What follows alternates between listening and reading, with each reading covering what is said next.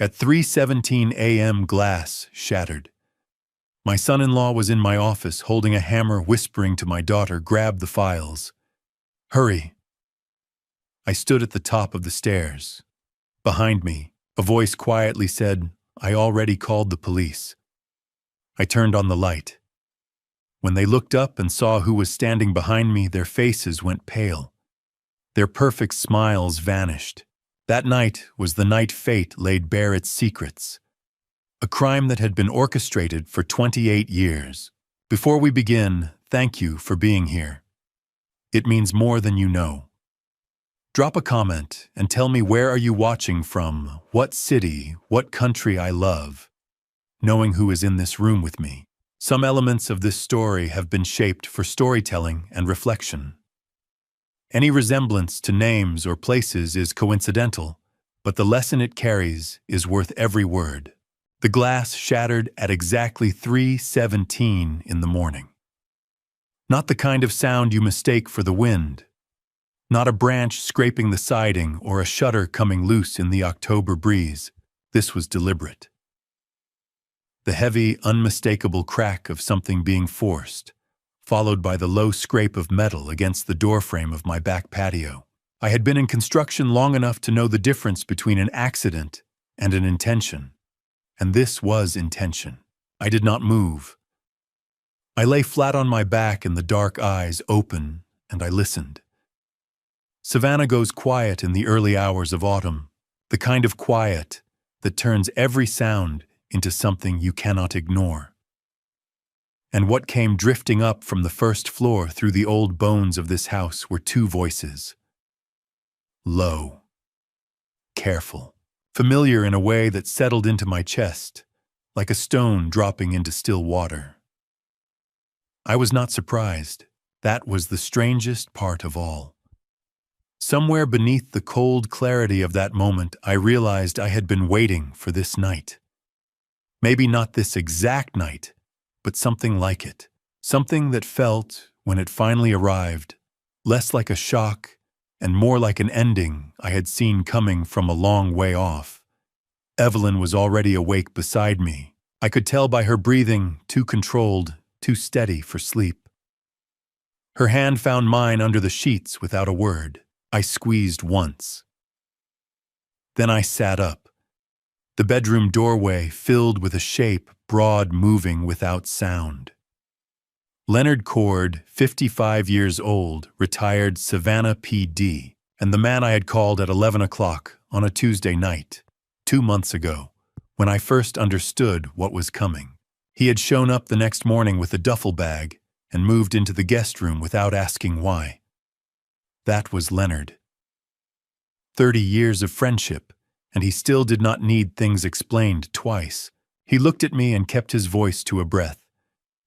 Already called it in, 2 minutes out. I nodded. I stood up. Clifford.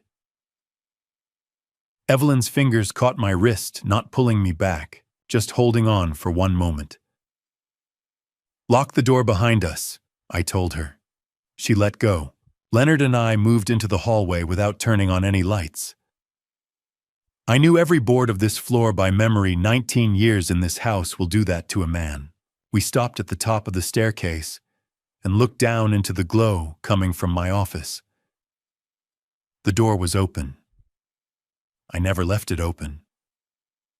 Through it came the sound of drawers being pulled, folders being stacked, the particular rustling of someone searching for something specific. Then voices clearer now. It has to be in the bottom drawer. Garrett's voice, tight and focused, like a man running a job, not committing a crime. Then check the bottom drawer. Renee, my daughter. I had heard that voice every week for 24 years. I knew the rhythm of it, the way it sharpened when she was nervous, the particular cadence of it when she was trying to sound calm and was not. She was not calm now. Just get the property deeds, she said. All of them. We don't have long. I reached over and found the hallway light switch. I turned it on. Then I walked downstairs. Slowly. one step at a time. I wanted them to hear me coming. I stepped into the doorway of my office. Garrett was on the far side of the room, crouched by the filing cabinet, with a crowbar in his right hand. He straightened fast when the light hit him. For one fraction of a second, something moved across his face, something that might have been shame on a different man, and then it was gone, replaced by that familiar, calculated steadiness. Renee was standing in the center of the room. She was holding a stack of my property files against her chest, original deeds, title, documents, 30 years of transactions pressed against the jacket I had given her 2 Christmases ago. Her hair was loose. Her eyes, when they found mine, went wide. The room was completely still. "Dad," she started. "Don't," I said. "One word." She stopped. Leonard filled the doorway behind me. Garrett looked at the crowbar in his own hand, then at Leonard, then set it down against the cabinet. Outside, I could already hear the sirens that long, rising wail of a Savannah PD cruiser moving fast through empty streets. Garrett heard it too. His jaw tightened. "This is a misunderstanding," he said, recovering his smoothness like a reflex. If you'll let us explain." "The cameras have been running since you broke the glass," I said. "Everything in this room has been recorded." The smoothness left his face for good. I looked at Renee. I looked at her the way you look at someone when you are trying to find something you are afraid is no longer there. Her eyes were red. Her hands wrapped around my files were trembling, and I searched. I genuinely searched for the girl who used to fall asleep watching old movies in the living room, who called me every Sunday her first year of college, who cried into my shoulder when her childhood dog passed on a rainy March morning. I did not find her. What I found instead was fear. Unadorned, self-preserving fear, the kind with no guilt underneath it, only the cold calculation of consequences. The blue and red lights swept through the broken patio door, painting slow stripes across the walls of my office. Renee looked down at the files in her hands. Then she set them on my desk. She looked at me one last time, eyes red, hands still trembling, and I held her gaze because I owed her that much, and nothing more. The trembling was not remorse. I had seen remorse in this family. I knew what it looked like, what it felt like, how it moved through a room. This was something else entirely. This was the shaking of someone who had been caught. And the hardest part, the part that sat heaviest in my chest as the officers came through the door, was that somewhere deep down, I had known the difference for a very long time. To understand why that night cut as deep as it did, you need to know what was actually in those files, not the legal descriptions. Not the square footage or the assessed values or the tax records going back 30 years. I mean, what those papers represented underneath all of that. The thing that no document has ever found a way to put into words. I came to Savannah in the spring of 1994 with $800 in my wallet, a 10-year-old pickup truck that burned oil like it had made peace with the habit, and no particular plan beyond the bone-deep certainty that I was not going to spend my life somewhere smaller than my ambitions. I was 21 years old. I knew nobody in the city. I rented a room above a dry cleaning shop on Abercorn Street and spent my first 3 nights lying awake under a wobbling ceiling fan, listening to the sounds of a city that did not know I existed yet. Georgia law allows you to sit for your real estate license at 18. I had spent the 3 years before arriving studying for it, the way some men study scripture, with the focused desperation of someone who has decided this is the one door worth pushing through. I passed on my second attempt. I hired on as a runner for a small brokerage on Drayton Street, fetching documents, driving clients to properties they had no real intention of buying, posting listings on telephone poles in neighborhoods I was still learning to navigate. It paid almost nothing. I did not care. Every contract that crossed that office I read. Every clause, every contingency, every paragraph of fine print that most people signed without slowing down. I was building a foundation before I had anything worth building on top of it. The first property I closed on my own was a 2-bedroom bungalow in Ardsley Park, listed at $62,000, sold in 11 days. I remember sitting in my truck afterward with the commission check in my hand, running the math 3 times because I did not trust myself to get it right. It was not a life-changing sum, but it was enough to make me believe I could build one. I met Evelyn in the fall of 1997. The brokerage sent me to set up a table at a community open house event at Gould Elementary School. The kind of neighborhood evening where local businesses came in and teachers walked parents through the building. I was there handing out flyers about a listing 2 blocks away. She was there because she taught 2nd grade and had been asked to greet people at the front door. She looked at my flyer, then at me, and said, "You look like you rehearsed that smile." When I did, I told her. "Is it working?" "Marginally," she said, and then she smiled back. We talked for 40 minutes before I remembered I was supposed to be working. I called her the next afternoon. We had dinner at a restaurant on River Street that was slightly beyond what I should have been spending, but I went anyway. By our 3rd date, I had told her more about my plans than I had told anyone the specific neighborhoods I was watching, the kind of portfolio I wanted to build over the next decade, the long view I was trying to hold on to when the short term was difficult. Most people I had tried to explain this to nodded politely and moved on. Evelyn picked up a napkin and started drawing. "You're thinking about cash flow the wrong way," she said, sketching out a simple diagram. "You're treating it like income. It isn't. It's infrastructure. These properties aren't what you earn, they're what you build with. Look at the difference." She had studied economics for 2 years before switching to education, and she thought in systems the way some people think in stories, naturally, without effort, in a way that cut straight to what mattered. She saw the gaps in my thinking before I did, and she was never unkind about pointing them out. We married in June of 2001 in a small ceremony in Forsyth Park, with the Spanish moss hanging low and about 20 people who mattered to us. I was 28. She was 27. I remember standing there thinking I had somehow managed to find the thing I had not known I was looking for. In the years that followed, Evelyn became the steady hand behind every major decision I made. Not as a business partner on paper, she kept teaching, and she loved it, but as the person who sat across from me at the kitchen table on Sunday mornings, reading through contracts before I signed them, finding the details I moved too fast to catch.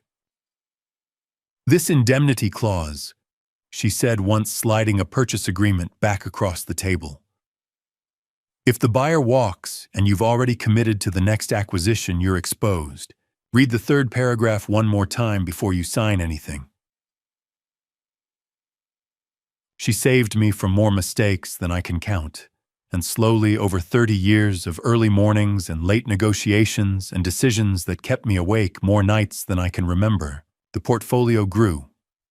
1 property became 5. 5 became 20. Residential, then commercial, then mixed-use developments in neighborhoods that Savannah had written off and then rediscovered. Every deed in that filing cabinet represented something that had nothing to do with money. It was a morning I drove across town before sunrise to walk a property before anyone else could. A negotiation that ran 4 hours past when it should have ended. A night Evelyn looked up from a spreadsheet and said, "I think you should make the offer. The numbers work." It was 30 years of showing up, and last night, my daughter was standing in the middle of that office, those files pressed against her chest, looking at me like I was the only thing standing between her and something she believed she deserved. But before I tell you what happened after the police left, I need to go back a little further. To a morning 6 years after Evelyn and I married. To a hospital room on the east side of Savannah. To the day Renee came into this world. and to the other woman who was there that same morning in a room just down the hall, whose name I would not learn for another 28 years. Renee came into the world on the morning of March 14th, 1997.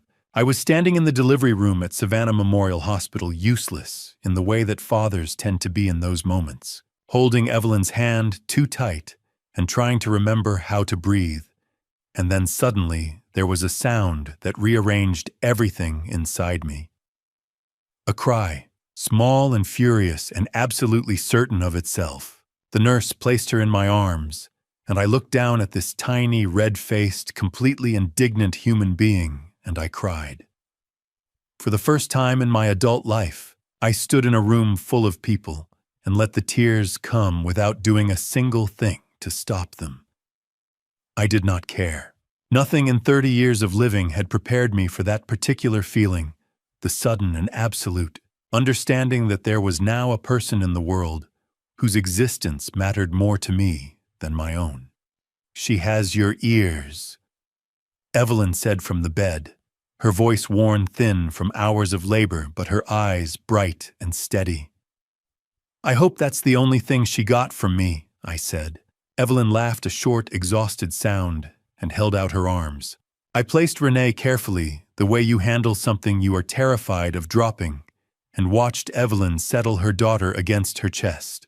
Evelyn looked down at her with an expression I had never seen on anyone's face before, and have not seen since. Complete. That was the only word for it. Like something that had been searching for a long time had finally come to rest. We brought her home 3 days later to the house on Habersham Street, the same house I still live in today. I had spent the week before painting the nursery a pale yellow because Evelyn said she did not want to assume anything, and we spent 20 minutes in the parking lot of a Babies R Us arguing pleasantly about whether the car seat was installed correctly before a passing stranger took pity on us and showed us what we were doing wrong. The early years were ordinary in the way that only the most important things are ordinary. Renee was loud and stubborn and curious about everything within reach. She pulled the books off the low shelves and chewed on the corners. She figured out how to climb out of her crib at 18 months, and we found her sitting in the hallway at 2 in the morning, perfectly content having a conversation with no one in particular. "She gets that from you," Evelyn told me. "The climbing or the talking to herself. Both." I taught Renee to ride a bike in the driveway on a Saturday morning when she was 6, running alongside her, one hand on the seat, until I realized somewhere in the middle of the block that I had let go, and she had not noticed. She rode to the end of the street, turned around, and came back with her chin up and her eyes wide, not quite believing it had happened. "Did you see that?" she called out. "I saw it," I called back. She rode that bike until the wheels fell off. I drove her to Gould Elementary on her first day of school, the same school where I had once handed out flyers and met her mother. She sat in the back seat very quietly the whole way there, which was unusual enough that I kept checking the rearview mirror. "You doing okay back there?" I asked. "What if I don't know anyone?" she said. "You won't. That's the whole point. By the time you come home today, you'll know someone." She thought about that for a moment. "What if I don't like them?" "Then tomorrow you'll know someone else." She got out of the car, adjusted her backpack, and walked through the front doors without looking back. That was Renee. Once she made up her mind to do something, she did it completely. Evelyn taught her to cook on Sunday afternoons, standing side by side at the kitchen counter, Renee on a step stool so she could reach. Both of them in aprons that were too big and flour on everything. I would come in from yard work and find the kitchen in a state of cheerful disaster, something that smelled wonderful burning slightly on the stove, and the two of them laughing at something I had missed. "Don't come in here," Evelyn would say. "We're working. It smells like something's on fire. It's under control." It was never entirely under control, but it was always worth eating. Those Sunday afternoons, the flour on the counter, the too loud music Evelyn put on when she cooked Renee, standing on that step stool with absolute authority over whatever she was stirring. Those are the things I think about now. Not the properties, not the deals, those afternoons in the kitchen with the two of them. Renee grew up knowing she was loved. I am certain of that. Whatever else has happened, whatever I have had to reckon with in the years since, I know that part is true. She had parents who showed up, who argued at the dinner table about things that mattered, who drove 4 hours to watch her in a school choir competition. She came in third in and celebrated like she had won. She was ours. She was completely, unquestionably ours. There was nothing in those years, not a single moment, not a single conversation, that gave either of us any reason to think otherwise. We did not know. There was no reason to know. Renee was our daughter, and that was the simplest and most complete truth of our lives for 24 years. What I could not have known, what neither of us could have known, was that on the same morning, Renee came into the world in a room just down the hall from Evelyn's. Another woman was also giving birth. A woman whose name I would not learn for another 28 years. A woman who, in the quiet hours of that same night, made a decision that would take nearly 3 decades to reach us. And when it finally did, it changed everything. 3 years ago, on a Saturday morning at Forsyth Farmers Market, Evelyn saw a strange woman standing and watching Renee. She never told me. Not that morning, not that afternoon, not across any of the quiet evenings that followed. I only found out later, when later had already become too late to matter in the way I wished it had. That particular Saturday, I stayed home. Warren Oglesby had called the evening before about a title discrepancy on a parcel near Thunderbolt Routine, he said, but it needed reviewing before Monday. So I sat at the kitchen table with a folder and a second cup of coffee, while Evelyn knocked on Renee's bedroom door at 7:10. "Renee, get up. Market day." A long silence from the other side. Then, "It's too early, Mom. The peach vendor sells out by 9. You know that." Another silence. Then the sound of feet hitting the floor. Evelyn appeared in the kitchen doorway, already dressed, canvas bag over one shoulder. She looked at me with the particular patience she had always carried, the kind that didn't announce itself. "Don't forget to eat something," she said. "I'll be fine." "You said that Thursday and skipped lunch entirely." "I'll eat," I told her. She picked up her keys from the counter hook, and that was that. Renee appeared a few minutes later in a light jacket, hair, still damp, phone already in hand. They drove off together down Habersham Street, the same way they had on 100 Saturday mornings before that one. Forsyth Farmers Market in October runs long and easy. The stalls line the park's outer path, jars of local honey, braided herb bundles, sweet potatoes piled in wooden crates, and the bread cart near the south end that always draws a line by 8:30. Evelyn walked it the way she always did, unhurried, bag swinging at her side. Renee half a step behind, scrolling through something on her phone. "Put that away," Evelyn said. "Just a second." "You said that at the herb stall." Renee pocketed the phone. They stopped at a table of preserves near the corner path, fig, muscadine, pickled watermelon rind. The vendor was explaining her sourcing to another customer, and Evelyn picked up a jar of blackberry preserve and turned it in the light. It was then that she saw her. A woman stood roughly 30 feet back near the edge of the crowd, where the foot traffic thinned toward the park benches. She wasn't shopping. She wasn't eating. She wasn't talking to anyone nearby or looking at any of the stalls. She was watching Renee, not a passing glance, not the momentary notice a stranger gives a pretty young woman. She was watching her the way a person watches something they have rehearsed in their mind, fixed, deliberate, still in a way that had no ordinary explanation. Evelyn set the jar down slowly. The woman was somewhere near 50. A plain gray coat, dark hair pulled back from her face, no bag in hand. She stood with her weight slightly forward, as though at any moment she might step closer. But she didn't. She only watched. Renee, still facing the preserves table, had no idea. Evelyn put her hand on Renee's shoulder. "Come look at the bread cart. I want to see if they have the rosemary loaf." "You don't even like rosemary loaf."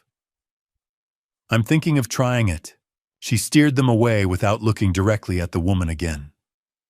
At the bread cart, she bought a plain sourdough, kept her voice steady through the transaction, and laughed once at something the vendor said. Only when they had moved further south along the path did she glance back. The woman was gone. Evelyn said nothing to Renee. They bought the peaches.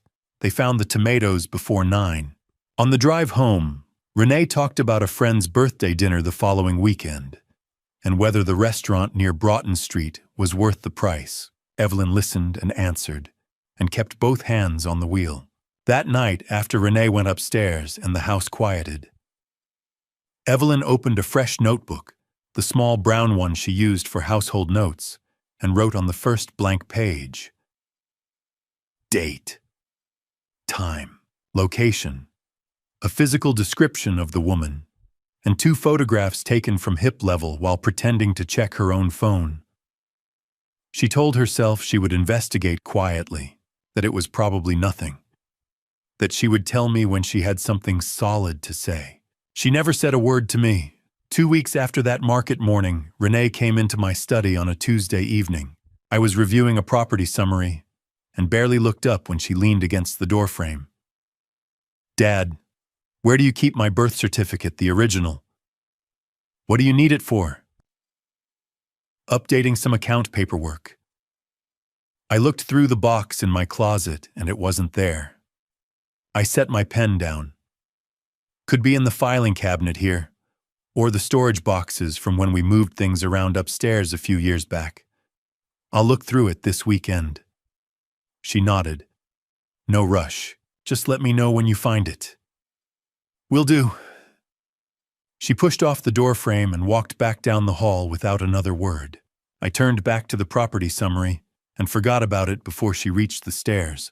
I didn't know that the question had already planted something in Renee's mind, a small, quiet seed of doubt that had no name yet, but would not stop growing. And I had no idea that the woman in Evelyn's notebook was already waiting for exactly the right moment to step forward. I only learned her name much later. Darlene Pruitt. And she had been waiting for that moment for 24 years. That was not something I knew at the time. While I was reviewing lease agreements on the east side of town, and Evelyn was quietly filling another page in her brown notebook, a woman I had never heard of was sitting down across from my daughter in a bar off Congress Street and beginning to dismantle everything we had built. Renee had gone out that Thursday evening the way she often did, then meeting a friend for drinks, nothing unusual, home before midnight. The bar was called the Lantern Room, a mid-sized place with low lighting and booths along the far wall where the noise from the front didn't carry as far. Her friend canceled last minute. Renee stayed anyway, ordered a glass of wine at the bar, and was checking her phone when the woman sat down one stool over. "You don't know me," the woman said, "but I've known who you are for a very long time." Renee looked up. The woman was somewhere around 50, plain-faced, careful in how she held herself, with the kind of stillness that comes not from calm, but from years of rehearsal. "I think you have the wrong person," Renee said. "Your name is Renee Doyle. Your father is Clifford Doyle. You grew up on Habersham Street?" The woman paused. "I'm not wrong." Renee set her glass down. The woman said her name was Darlene Pruitt. She said she had no interest in causing trouble. She said she had spent more than 2 decades trying to find the right words and the right moment, and she was afraid that if she waited any longer, she would lose her nerve entirely. Then she told Renee a story. The version Darlene told was careful and smooth, worn down by years of private revision. She said she had been young and frightened, She said the hospital had been chaotic that night, understaffed, overwhelmed. She said she had made a choice that no one should ever have to make, not out of selfishness. She was very clear on that point, but out of love. She had looked at the two infants and understood in some way she could not fully explain that her child deserved more than what Darlene could offer. A real home, a stable father, a mother who could provide. I gave you the life I couldn't give you myself, she said. I watched from a distance. I made sure you were all right. And you were. You had everything. Renee said nothing for a long moment. That doesn't explain why you're telling me now. Because you're old enough to know the truth, Darlene said. And because you deserve to make your own choices with the full picture in front of you. She let that sit between them. Then quietly, she added the part she had saved for last. Clifford and Evelyn love you. I'm not saying they don't, but they are not your blood. You don't owe them everything you have. You don't owe them your future. Renee came home that night and went straight to her room without stopping in the kitchen. I noticed. Evelyn noticed. We said nothing, assumed she was tired, assumed it would pass. It didn't pass. In the weeks that followed, something shifted in how Renee looked at the house, at the dining table, at me. It was not dramatic. She didn't raise her voice or make accusations. She was quieter, mostly, more watchful. She had always been perceptive, but now the perception had an edge to it that I didn't understand. Once over dinner, I asked her if something was bothering her. I'm fine, Dad, she said. Just tired from work. You've been tired a lot lately. She looked at me across the table directly for just a moment, and then looked back at her plate. I said I'm fine. Evelyn reached over and refilled her water glass. Neither of us pushed further. I should have pushed further.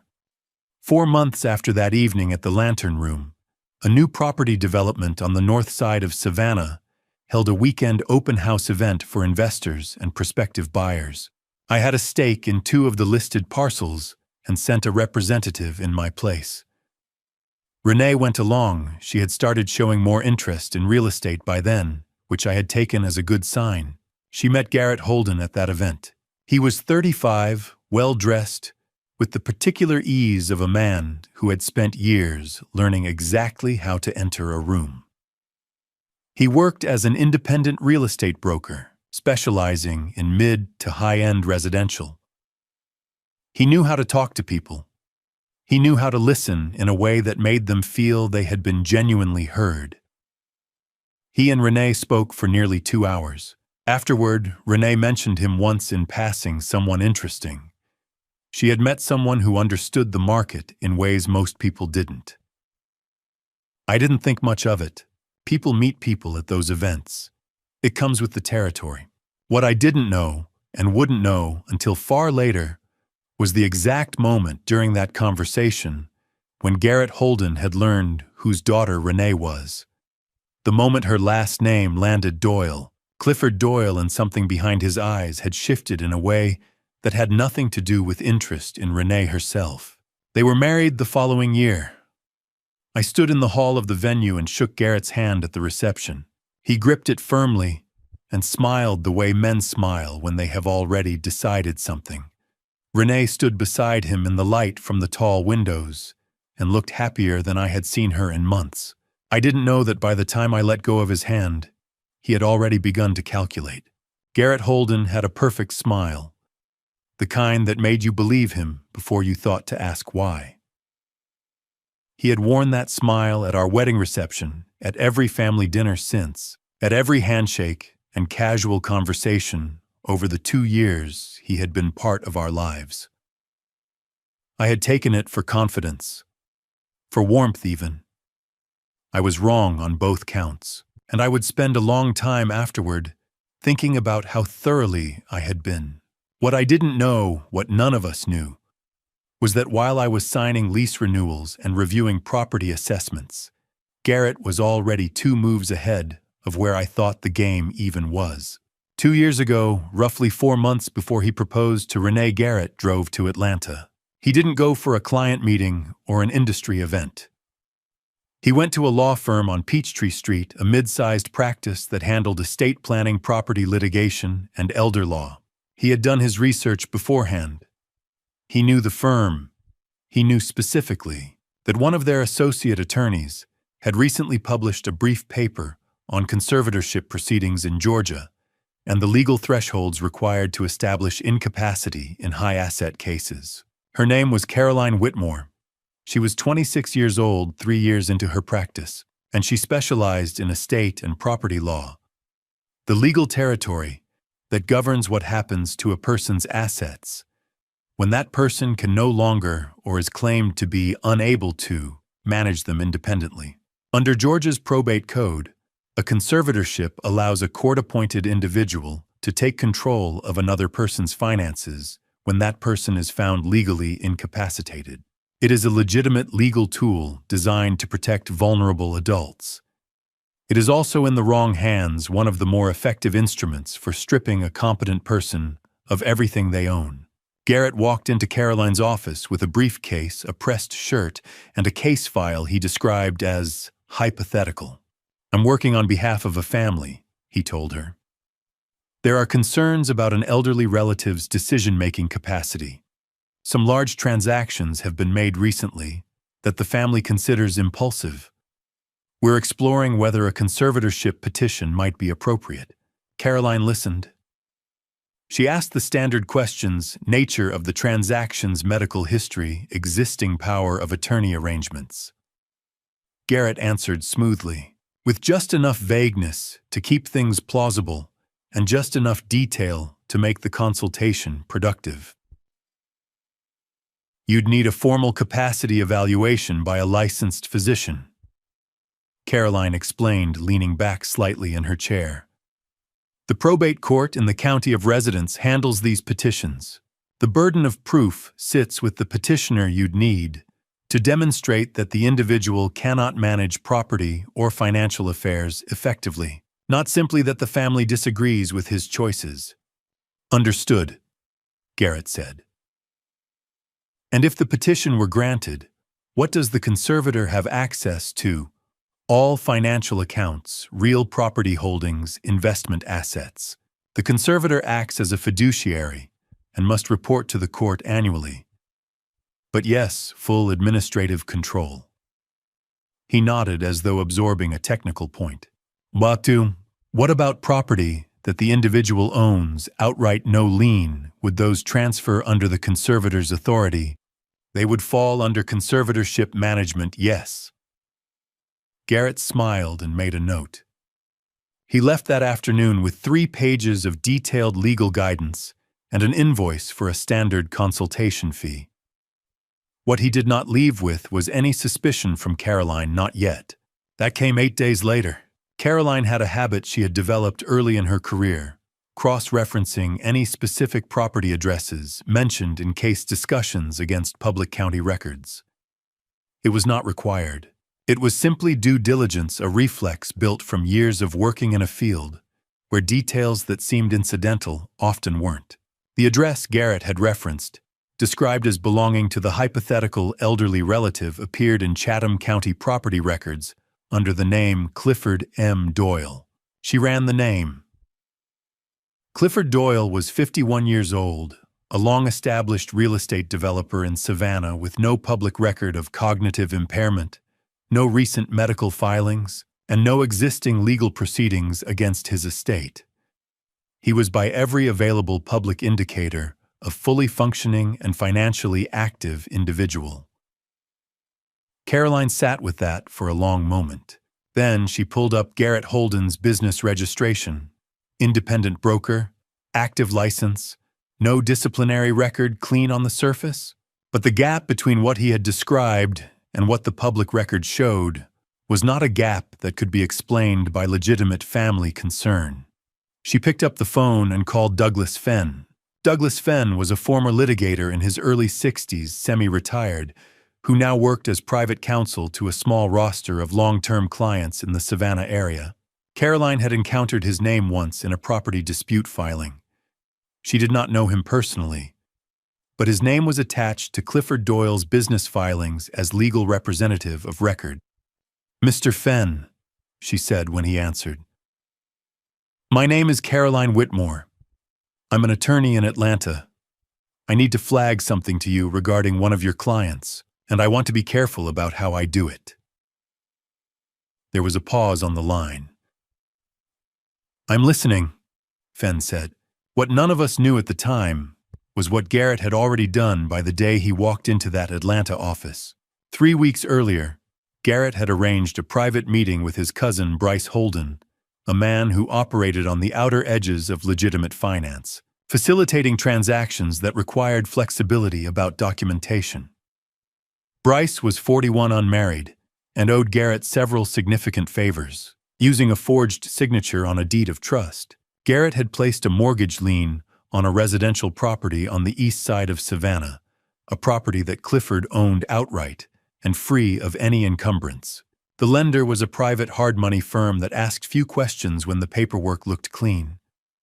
The amount drawn was $380,000, wired within 6 business days to an LLC registered in Delaware under a name that had no visible connection to either Holden. Garrett had used most of it to reduce a debt he had been carrying for over a year. The rest he moved carefully in amounts small enough to avoid automatic federal reporting thresholds. Clifford Doyle had no idea the lien existed. I didn't know anything about Caroline Whitmore then. I didn't know who she was, or why she had chosen to pick up the phone instead of simply closing the file and moving on. I only learned later what that single call had set in motion. What I knew was this: Douglas Fenn called me 2 days after that conversation. He didn't tell me everything. He told me enough to know that someone had been asking questions about my estate, and that I should start paying closer attention to what was happening around me. I didn't know her name. I didn't know her face. But whatever had made Caroline Whitmore make that call instead of staying silent, that decision changed everything. In the middle of all the cold calculations of adults, there was an 8-year-old girl sleeping in the room next door. Or she was supposed to be sleeping. That was the part no one accounted for. I want to tell you about Hazel before I tell you what she did, because what she did only makes sense when you understand who she was. Hazel Holden was 8 years old in the winter of 2024. She had her mother's dark eyes and a gap between her front teeth that she had not yet grown into. She wore her hair in 2 uneven braids most days, because Renee's housekeeper, a quiet housekeeper Garrett had hired without consulting anyone, was the one who did them each morning. Renee was usually still in her robe when Hazel left for school.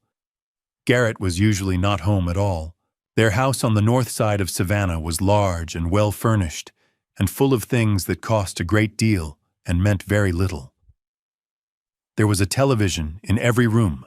There was a playroom with toys still in packaging from the previous Christmas.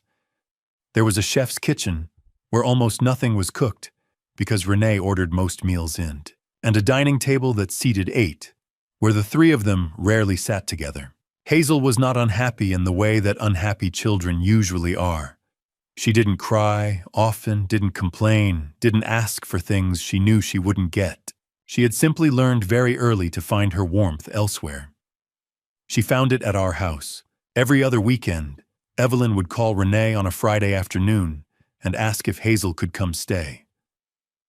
Renee always said yes without much discussion. Garrett said nothing at all. By 5 o'clock, Hazel would appear at our front door with a small bag, and that gap-toothed smile, and the house felt different the moment she walked in. Evelyn kept a drawer in the kitchen specifically stocked with the things Hazel liked, the particular brand of apple juice she preferred, the mini chocolate chips for the cookies they made together on Saturday mornings. They had a routine. Hazel stood on a step stool beside the counter. Evelyn measured and Hazel poured. Flour first, then the sugar, then the chips, straight from the bag, with significantly more than the recipe called for. Evelyn always pretended not to notice. "Grandma Ev," Hazel said one Saturday, pressing cookie dough flat with her palm the way Evelyn had shown her. "Do you think cookies taste better when two people make them?" "I think most things do," Evelyn said. Hazel considered this carefully. "Even sandwiches, especially sandwiches." Hazel seemed satisfied with that answer and went back to pressing. On Sunday mornings, I took her to Forsyth Park. We had a spot near the south end where the path curved away from the main foot traffic, and a small bench sat close enough to the water to make the fishing feel real, even though the pond was shallow, and we rarely caught anything worth keeping. Hazel didn't care about catching. She cared about sitting beside me with her small rod watching the line and talking about whatever had been on her mind during the week. "Grandpa Cliff," she said one morning, squinting at the water. "Why do fish just stay still sometimes?" "Waiting," I told her. "They're very good at waiting." "Is that hard?" "Only when you want something badly enough." She thought about that for a moment, then leaned her head briefly against my arm before sitting straight again, as though she had given herself only a small allowance of it. I called her Little Sparrow. She had started calling me Grandpa Cliff somewhere around age 5 and never switched to anything else, which suited me fine. The night it happened was a Wednesday in late January. Garrett came home after 11. I only know the details because Hazel told me later in pieces the way children tell things, not all at once, but in small disclosures spread across several conversations, each one offered carefully, as though testing whether it was safe to continue. She had been in bed, but not asleep. She heard the front door, then voices in the hallway below. Garrett's voice, first low, then louder. Then Renee's, sharper than usual. Hazel said she pulled her blanket up and lay very still, the way she had learned to do. She heard the words through the gap at the bottom of her door. "Your house. Your land. Nobody can stop us now." She didn't understand all of it. She understood enough. She understood that something was wrong in the way children understand things, not through reasoning, but through the stomach, through the particular quality of silence that follows. Raised voices when the people raising them remember there is a child upstairs. The voices stopped. Doors closed. The house went quiet. Hazel lay awake for a long time. The following Saturday, she arrived at our house with her small bag and her uneven braids, and behaved exactly as she always did. Helped Evelyn with the cookies, watched cartoons in the afternoon, asked me twice about the fish in the park. I noticed nothing different. That was how well she managed it. Sunday morning before I drove her home, she hugged me at the front door. Nothing unusual about that. What I didn't feel was the small fold of paper she pressed into the side pocket of my jacket as she pulled away. I found it that evening in my office. The paper was torn from a spiral notebook, uneven at one edge. The handwriting was large and careful, the letters slightly uneven the way third-grade handwriting is, the effort of a child, trying very hard to make each word legible. "Dear Grandpa Cliff, Daddy said something bad about your house. I don't know all the words, but I didn't like it. I don't want anyone to take your house. You are the best, Grandpa. Don't be mad at me for telling. Love, Hazel." Below her name, she had drawn a small fish. Its mouth was open as though it was trying to say something. I read it twice. Then I folded it along its original crease and put it in the breast pocket of my jacket, close to where it would stay for the next several weeks. I sat in that dark office for a long time. Then I picked up the phone and called Leonard Cord at 11 o'clock at night. Not because I was afraid, but because an 8-year-old girl had just shown me that sometimes the bravest thing a person can do is tell the truth, even when they're scared of being blamed for it. The following morning, I met Leonard at a small coffee shop on Bull Street at 6 o'clock before Savannah woke up. The place was called Purse, a narrow room with exposed brick and 4 small tables near the window. At that hour, there were two other customers, both with their heads down over laptops. Leonard was already there when I arrived, a black coffee in front of him and his coat still on. He looked exactly the way he always looked, like a man who had never in his life been surprised by anything. I sat down and told him everything. I started with Hazel's letter and worked backward through what Douglas had told me, what Warren had mentioned in passing 3 weeks earlier, and what I had been quietly assembling in my own head since the night Renee had looked at me across the dinner table and then looked away too quickly. I talked for nearly 20 minutes. Leonard did not interrupt once. When I finished, he picked up his coffee and held it in both hands. "How long do you need?" he asked. "Long enough to be certain." "Then I'll start today." The 5 weeks that followed were the strangest of my life. Not because of what was happening in private, but because of how completely ordinary everything appeared on the surface. Leonard began surveillance on Garrett the morning after our meeting. I did not ask for daily reports. I asked for a summary at the end of each week, delivered in person, in writing. In a location we changed each time. Leonard had worked private investigation in Savannah for more than 20 years and had contacts inside county records title offices and the kind of financial adjacent businesses that don't advertise their relationships with investigators. He was methodical in a way that courts respect and criminals don't expect. His first week's report confirmed what I had feared. Garrett was meeting regularly with a man I didn't recognize, later identified as Bryce Holden, his cousin, a financial broker who operated through a Delaware LLC with no visible Savannah presence. They met twice at a restaurant on Victory Drive and once in a parking structure near the Civic Center. No documents exchanged in the open. Careful, but not careful enough. Leonard photographed all 3 meetings from distance. In the second week, I had 14 security cameras installed throughout the house. This was not the modest system we had kept for years. A couple of cameras at the front entrance and the driveway, the kind that comes with a subscription and a phone app. This was a full replacement. Exterior coverage on all 4 sides of the property. 2 covering the rear door, specifically 1 at each interior entrance point, and a dedicated unit aimed at the filing cabinet in my office. All of it wired to encrypted cloud storage with a backup server that Douglas's paralegal managed off-site. Garrett came to dinner that Friday evening and complimented Evelyn's pot roast and poured himself a second glass of bourbon and looked around the room with those easy, unhurried eyes. He did not notice a single camera. The third week, I spent 2 afternoons at Douglas Fenn's office on Drayton Street. Douglas was 62, former civil litigator, the kind of attorney who had seen enough human nature over 4 decades to be unsurprisable. He had represented my interests on 3 separate property deals in the 90s and had remained on retainer ever since, mostly as a precaution. Now I was glad for the precaution. He reviewed what I had. He listened to what Leonard had found. He pulled the county records on the East Side property, the one I owned outright, the one Garrett had apparently leveraged without my knowledge, and confirmed the lien that should not have existed. "You'll need someone to trace the financial transfers," he said, setting the folder down. "Not me, a forensic accountant. Someone who can read LLCs and Delaware shell structures the way I read a deed of trust." "Do you have someone in mind?" "There's a woman I've used twice before.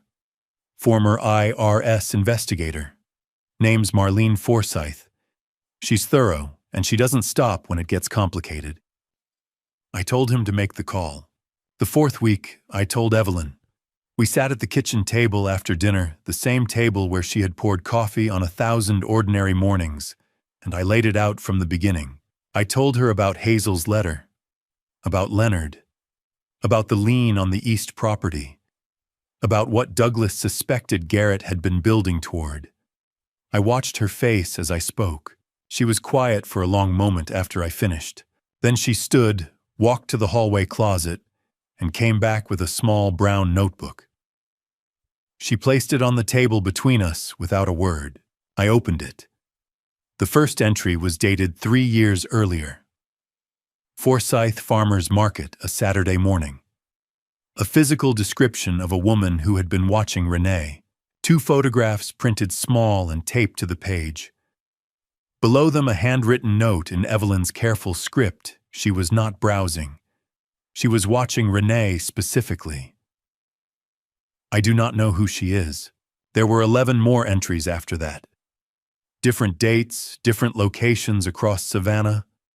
The same woman appearing and disappearing at irregular intervals over 3 years, always watching, never approaching. I looked up at Evelyn. Why didn't you tell me? Because I didn't want to frighten you over something I couldn't prove, she said.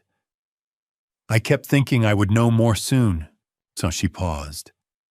I never knew more. I closed the notebook and kept it. That same week, Warren Oglesby called. Warren managed commercial accounts at First Coastal Bank and had handled my business banking for 11 years. He was careful with words, the way bankers are trained to be, but his meaning was clear. Clifford, he said, I've seen some inquiry activity on your property holdings, not internal. External requests, title searches, lien history assessed value records on 3 of your parcels. I don't know who's pulling them, but I thought you should be aware.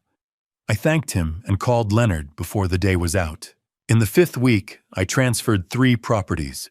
The 2 parcels on the south side and the Habersham Street rental, the 3 holdings I considered most vulnerable. To a conservatorship claim or a fraudulent lien, I transferred into Evelyn's name through a notarized deed of gift, filed with the Chatham County Recorder of Deeds. Every signature witnessed. Every document clean.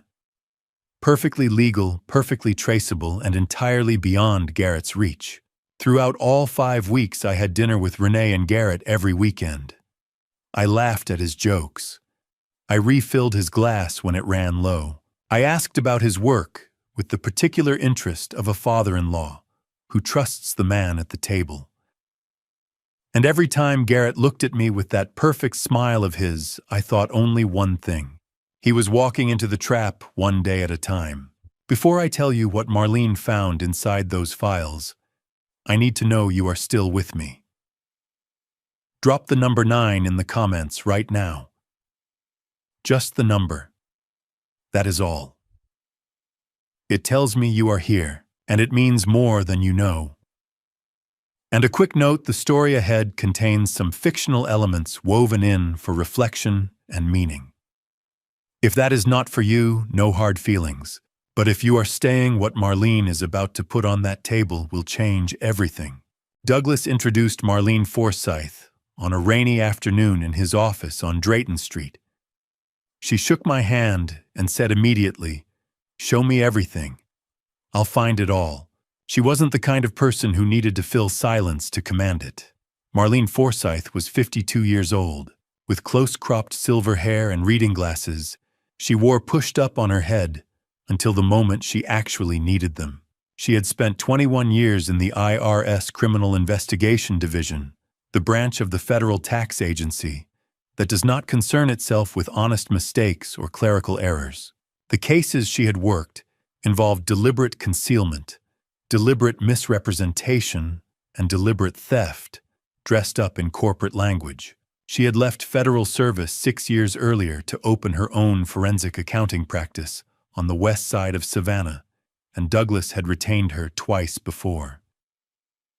He described her to me as thorough. I would later decide that was the most significant understatement I had heard in a long career of reading understated men. That afternoon, she spread her legal pad and her laptop across the corner of Douglas's conference table, asked for the full set of account statements, property records, and everything Leonard Cord had compiled on Bryce Holden's financial activity. Then she told us she would need 3 weeks. She finished in 2.5. The second meeting took place on another rainy Thursday 4 months ago. I arrived at Douglas's office at 2 in the afternoon. Marlene was already there, her jacket folded over the back of her chair, a folder roughly 3 inches thick, sitting closed on the table in front of her. She did not open it immediately. She looked at me for a moment, the way doctors look at patients before they start talking, measuring, deciding where to begin. "Before I go through the numbers," she said, "I want you to understand the method, because the method tells you something important about the man." I told her to go ahead. Everything Garrett did was designed to stay invisible for as long as possible. Not forever, he was working within a timeline, but long enough to get the conservatorship in place, complete the sale, and move the proceeds before anyone with the right knowledge started asking questions. He was counting on the fact that most people, when they see a transaction described as a consulting fee or a broker commission, do not look further. He was right about most people. He was not right about me. She opened the folder. The first section covered the LLC structure. A company called Holden Advisory Consulting, LLC, had been registered in Delaware 20 months ago. Delaware is a common choice for shell companies because its disclosure requirements are minimal, a registered agent, and a filing fee, with no requirement to name the actual beneficial owners publicly. The registered agent for Holden Advisory was a commercial mail forwarding service in Wilmington that serves hundreds of similar entities. The sole managing member listed was Bryce Holden, Garrett's cousin, whose own Georgia brokerage license had lapsed 2 years prior, under what the state licensing board formally described as conduct inconsistent with fiduciary duty. In plain terms, Bryce had already been removed from legitimate practice for mishandling client funds. Garrett had chosen him specifically for that reason. A man with nothing left to lose in his professional life is a useful instrument. The money moved in a pattern designed to avoid federal reporting triggers. Marlene said, running her finger down a column of figures. Under federal law, banks are required to file a currency transaction report for any cash transaction exceeding $10,000. Garrett knew this. Every transfer through Holden Advisory came in at $8,900 or below. 11 separate deposits over 8 months, each one described in the memo field as either a consulting fee or a broker referral commission. She placed a summary sheet in front of me. Total transferred to accounts we have traced directly to Garrett Holden, $1,250,000. I looked at the number for a long moment without speaking. "From which accounts?" Douglas asked. "To 3 sources." Marlene turned to the next tab. First, rental revenue from the 2 commercial units in Mr. Doyle's Whitaker Street building was quietly rerouted through a payment processing account that Garrett had added himself as an authorized manager. "Your property manager at that building. A man named Stuart Bowen processed the authorization change without flagging it to you. That change was filed 18 months ago, the same month that Stuart Bowen's daughter was admitted to Candler Hospital for a procedure that his insurance covered only partially. The outstanding balance ran to approximately $40,000. She said it without emphasis, the way she said everything, but the meaning was clear enough. "You're saying Garrett paid the bill?" I said. "I'm saying the timing is notable. Whether that constitutes a formal agreement is a matter for the investigators and ultimately the courts." Douglas wrote something on his notepad. I filed Stuart Bowen's name away and said nothing further about him. The second source, Marlene continued, was the refinancing of the East Side residential property on Paulson Street. The property we already know involved a forged deed of trust signature. $380,000 from that transaction went directly to retire a private debt Garrett had been carrying with a hard money lender. The third source involved 2 additional lien placements on parcels you own in the Ardsley Park area. Smaller amounts, same method, forged signatures, private lenders, no connection to your actual banking relationships. I leaned back in my chair. In 30 years of real estate development, I had built, sold, refinanced, and restructured more properties than I could count from memory. I understood leverage. I understood debt. What I was looking at was not leverage. It was systematic dismantlement, patient, methodical, and conducted entirely in my name without my knowledge.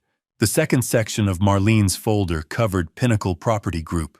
Leonard Cord had flagged 2 meetings between Garrett and an outside party during his surveillance, a man in a gray suit, who arrived both times in a rental car with Charlotte, North Carolina plates.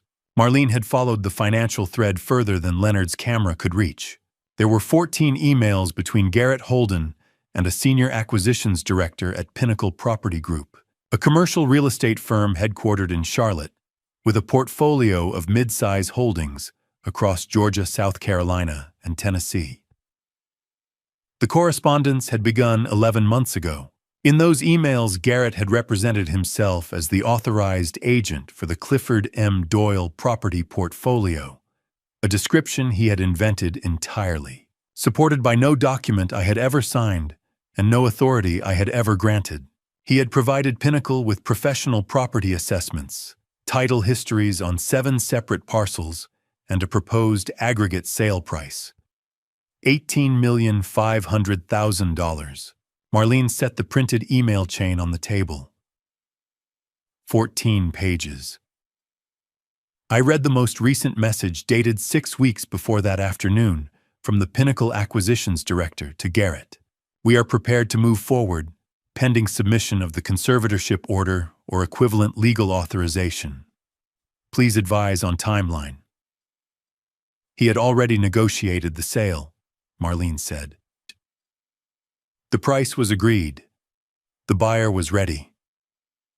The only remaining requirement was legal authorization to sign on your behalf, which the conservatorship petition was designed to provide. Douglas looked at me across the table. Neither of us spoke for a moment. He sold everything, Marlene said. All that remained was your signature or the signature of whoever the court appointed to act in your place. The rain moved against the windows in a long, steady sheet. I looked at the folder, then at Marlene. Why does he need the money this badly? I asked. A man doesn't build something this complicated just to pay off a mortgage. She looked at me. A pause, brief, deliberate, the first hesitation she had shown across 2.5 weeks of work. She reached into the back section of the folder and placed one more sheet on the table between us. It was a wire transfer record. The originating account belonged to a financial entity registered in the Cayman Islands. The receiving account was a personal account held by Garrett Holden.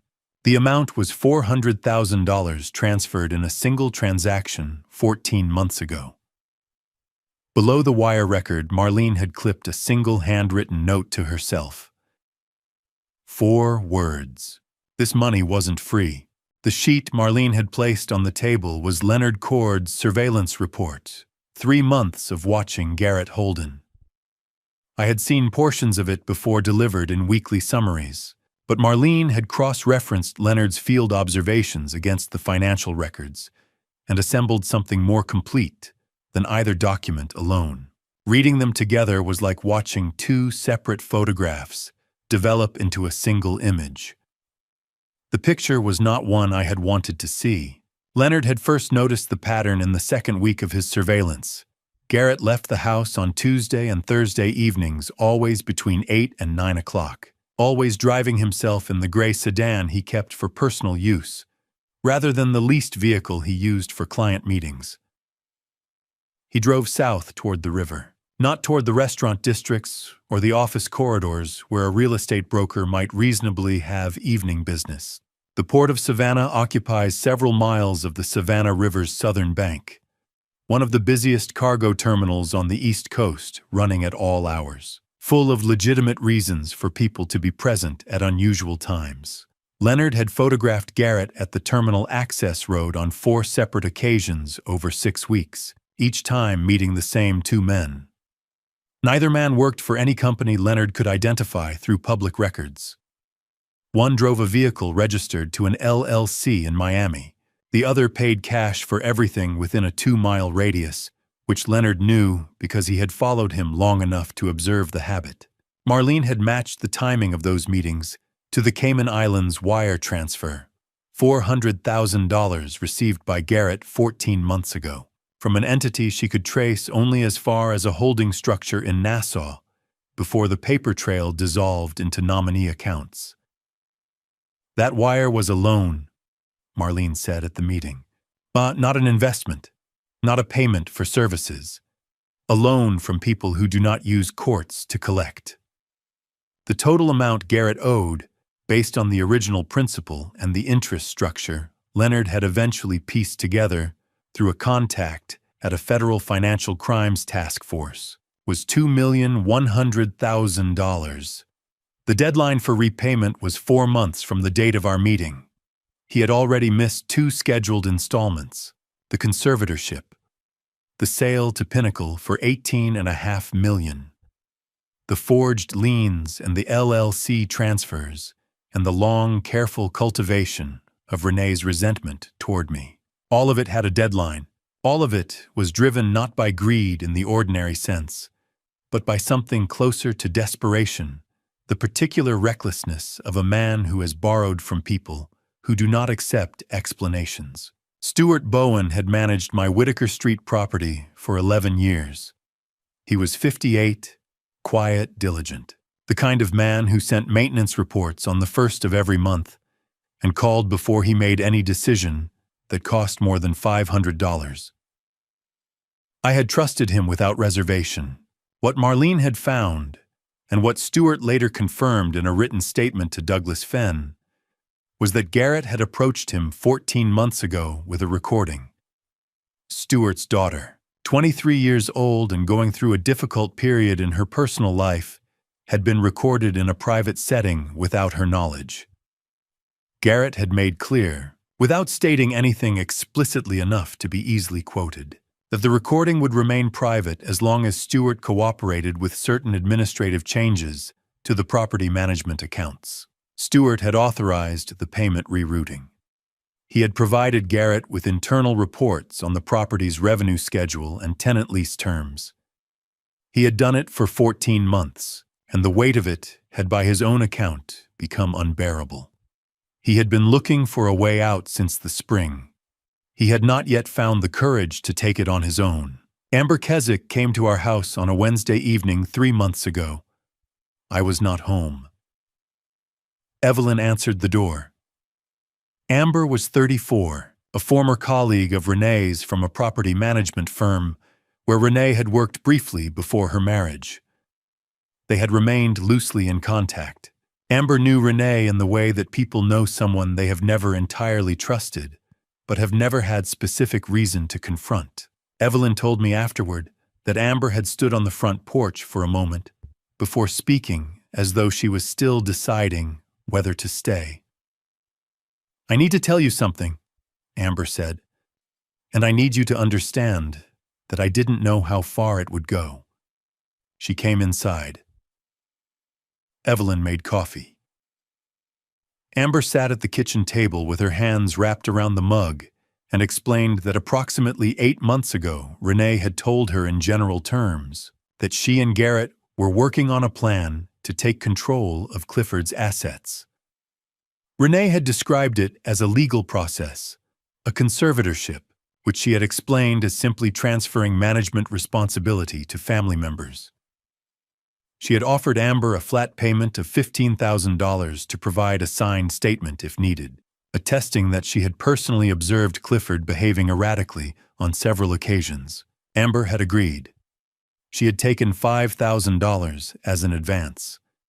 Then the months had passed, and the situation had grown more serious than Renee's original description had suggested. And Amber had begun to understand that what she had agreed to was not a family administrative matter, but something considerably more consequential. "I haven't signed anything," she told Evelyn, "and I'm not going to, but I thought someone should know." Evelyn thanked her. She asked Amber 2 questions, wrote down the answers in a notepad she kept by the phone, and told her to go home and speak to no one else about it until she heard further. Amber left the advance money on the table on her way out. Evelyn told me about Amber that evening when I came home. Her voice was level and precise, the way it became when she was managing something that would have broken a lesser person entirely.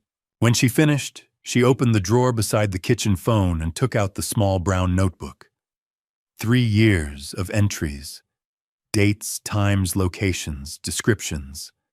11 photographs, printed and taped carefully to the relevant pages. 3 years, she said. I've been watching that woman for 3 years. She set the notebook on the table between us. I think it's time Rex knew who she was. Rex Mallory was not a man who used more words than he needed. He called on a Tuesday morning and said only, "I found it. You need to hear this." That was all. No preamble, no preparation, no suggestion of what he had found or how long it had taken. He gave me an address on Abercorn Street and a time 2 o'clock that afternoon, and hung up before I could ask a single question. I brought Evelyn. Rex Mallory had run his private investigation practice out of the same second-floor office on Abercorn Street for 17 years. The room was practical and spared 2 client chairs, a desk, a whiteboard along the far wall that he kept blank when clients were present, and a laptop connected to a monitor large enough to display documents and footage without making anyone lean forward. He was 58 years old, lean with the particular economy of movement that comes from spending a career watching other people without being watched in return. He had built his reputation on missing persons cases and financial fraud investigations, and Evelyn had found his name through a referral from Douglas Fenn's paralegal. He shook our hands when we came in and asked if we wanted water. We both said no. He nodded once and sat down behind his desk. "I'm going to show you something before I explain it," he said. "I want you to see it first, then I'll walk you through what it means." He turned the monitor toward us and pressed play. The footage was gray and slightly degraded at the edges. The quality of a camera that had been recording continuously in a low-light institutional hallway for years before anyone thought to upgrade the system. The timestamp in the lower right corner read, March 14th, 1997, 11:42 p.m. The location was a corridor in the newborn care wing of Savannah Memorial Hospital, a section of the building that had since been renovated, but which in 1997 had held the nursery observation room between 2 postpartum recovery wards. Rex had found it through a retired medical technician named Harold Voss, who had worked at the hospital from 1989 to 2021, and had been part of the team that digitized the institution's historical security archive in 2019, a project undertaken as part of a federal grant to modernize medical record infrastructure. Voss had retained a personal backup drive of the archive files as a matter of professional habit, a practice that was not authorized but was not uncommon among technicians of his generation, who had spent careers watching institutions discard things they later wished they had kept. Rex had located Voss through 2 weeks of careful contact work. Voss had required 3 conversations before he agreed to allow Rex to review the relevant footage. He had not provided a copy. He had allowed Rex to watch it twice and had permitted a single recorded playback on Rex's own device. The footage showed a hallway. At 11:42 p.m. a figure appeared from the left side of the frame. A woman somewhere in her mid-20s wearing a hospital gown and non-slip socks, moving with the careful slowness of someone who had recently given birth and was not supposed to be out of bed. She stopped outside the nursery window and looked in. The nursery held 2 infants in adjacent bassinets, both girls born within hours of each other that same day. The bassinets were positioned close to the window, within the visible range of the camera angle. The woman stood at the window for approximately 4 minutes. She looked at one infant, then the other, then back again. Then she opened the nursery door. The nursery was unmanned between 11:30 and midnight, Rex said quietly. Shift change. Standard protocol at the time was for the night nurse to complete rounds and return. The window was approximately 25 minutes. On the screen, the woman went inside. She stood between the two bassinets. She looked at both infants for a long moment. Then she picked up the infant in the right bassinet, held it briefly, and set it in the left bassinet. She picked up the infant that had been in the left bassinet and held it against her chest. She did not leave immediately. She stood there for nearly a full minute, looking down at the child she had just exchanged, the one now lying in the bassinet that had held her own daughter. Her expression, even through the degraded footage, was readable in the way that certain human expressions are readable regardless of image quality, not anguish, not hesitation, not the face of a woman caught between two unbearable choices. Calculation, conclusion. The look of a person who has decided and is simply waiting for the deciding to feel finished. Then she walked out of the frame. Rex paused the footage. The infant she took from the nursery that night, Rex said, was her own biological daughter whom she passed off as yours. But the infant she left behind, the real Doyle child, was the one she had to get rid of. She couldn't keep the evidence of her crime. So she took the healthy Doyle baby, the one with no medical issues, and drove straight to the orphanage. She made sure her own child was tucked safely in the Doyle bassinet, ensuring a life of wealth she could never provide herself. She walked back to her room, and the next morning she was discharged with an infant that the nursing staff recorded as her own because no one had any reason to check. He folded his hands on the desk. 3 days later, Darlene Pruitt surrendered an infant at the gate of Savannah Children's Home. The intake record describes the child as approximately 72 hours old in good health, no identification left with her. The infant was recorded as abandoned. Evelyn made a sound beside me, not a word, not a cry exactly, but the kind of sound that comes before both. I turned toward her, and she was already leaning into me, her shoulders shaking with the quiet, broken rhythm of someone who has been holding something for a very long time and has simply run out of the strength to keep holding it. I put my arm around her and held her. I pressed my hand against the back of her head, the way you do when there are no words adequate to the moment. I felt something behind my own eyes that I had not felt in years, a pressure, a sting, the particular sensation of a grief that has no clean shape because it belongs to something you did not know you had lost. We stayed like that for what felt like a long time. Rex did not rush us. He sat quietly with his hands folded on the desk and waited. When Evelyn's breathing had steadied, I looked up. Rex was watching us with the careful expression of a man who has learned when to speak and when not to. "There is one more thing," he said. The child, your biological daughter, I know where she is." Rex placed a single sheet of paper on the desk, a name and an address. Then he said one sentence that took me several seconds to fully understand. "She's already in this case, Mr. Doyle. She has been for months." I looked at the paper. The name printed on it was Caroline Whitmore. Below it, an Atlanta address and a phone number. Below that, 3 lines in Rex's careful hand. Estate and property attorney. Retained by Douglas Fenn. Currently co-counsel on your defense. I looked up at Rex. He waited. 3 years ago, he told us a young attorney had walked into his office on Abercorn Street and sat down across from him and placed a manila envelope on the desk. Inside the envelope was a copy of an intake record from Savannah Children's Home dated March 1997. A female infant approximately 72 hours old. No name left with her. No identification. Abandoned at the front gate in the early morning hours. The attorney's name was Caroline Whitmore. She was 25 years old at the time, 3 years out of law school, and she had known since the age of 9 that she was adopted. Her parents, Professor Edmund Whitmore, who taught constitutional law at the University of Georgia, and Dr. Sylvia Whitmore, a physician in Athens, had told her the truth, with the particular gentleness of people who believed that honesty delivered with love was a form of protection.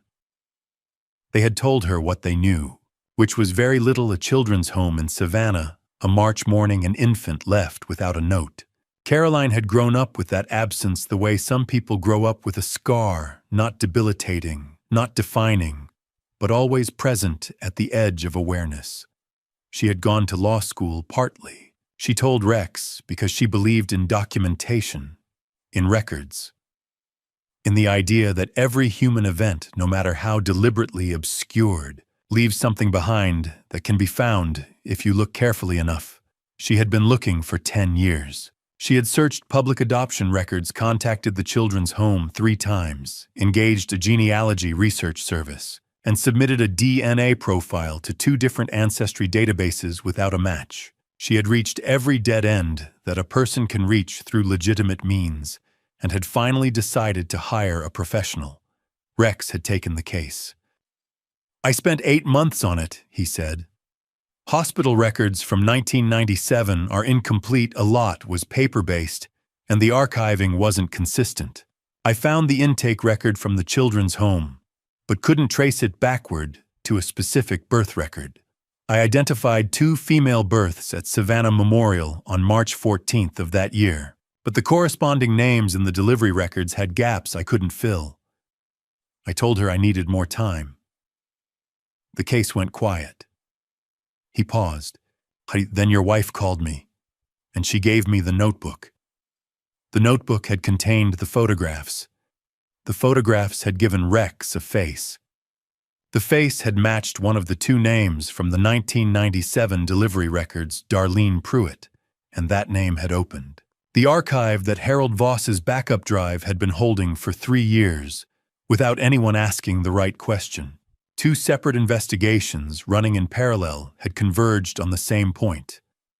The same hospital, the same night, the same corridor. Rex folded his hands on the desk. "What I didn't know when I took Caroline's case 3 years ago," he said, "was the identity of the second mother. The records only gave me a partial, a first initial, and a last name that had been transcribed incorrectly in one of the files. It wasn't until I had Darlene Pruitt's full record in front of me that I could cross-reference and confirm the other birth that night."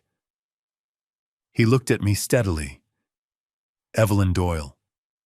March 14th, 1997, female infant, delivered at 11:17 p.m. The room was very still. "The child Darlene Pruitt took from that nursery," Rex said. "Han is the woman who called Douglas Fenn from Atlanta 8 months ago to tell him that someone was building a fraudulent conservatorship case against one of his clients." He paused. "She was protecting you before either of you knew she existed. I have replayed that moment many times since." The particular quality of the silence in Rex's office on Abercorn Street, the way the afternoon light came in at an angle through the blinds and lay in pale strips across the desk between us, Evelyn's hand finding mine again as it had during the footage, and holding tighter this time.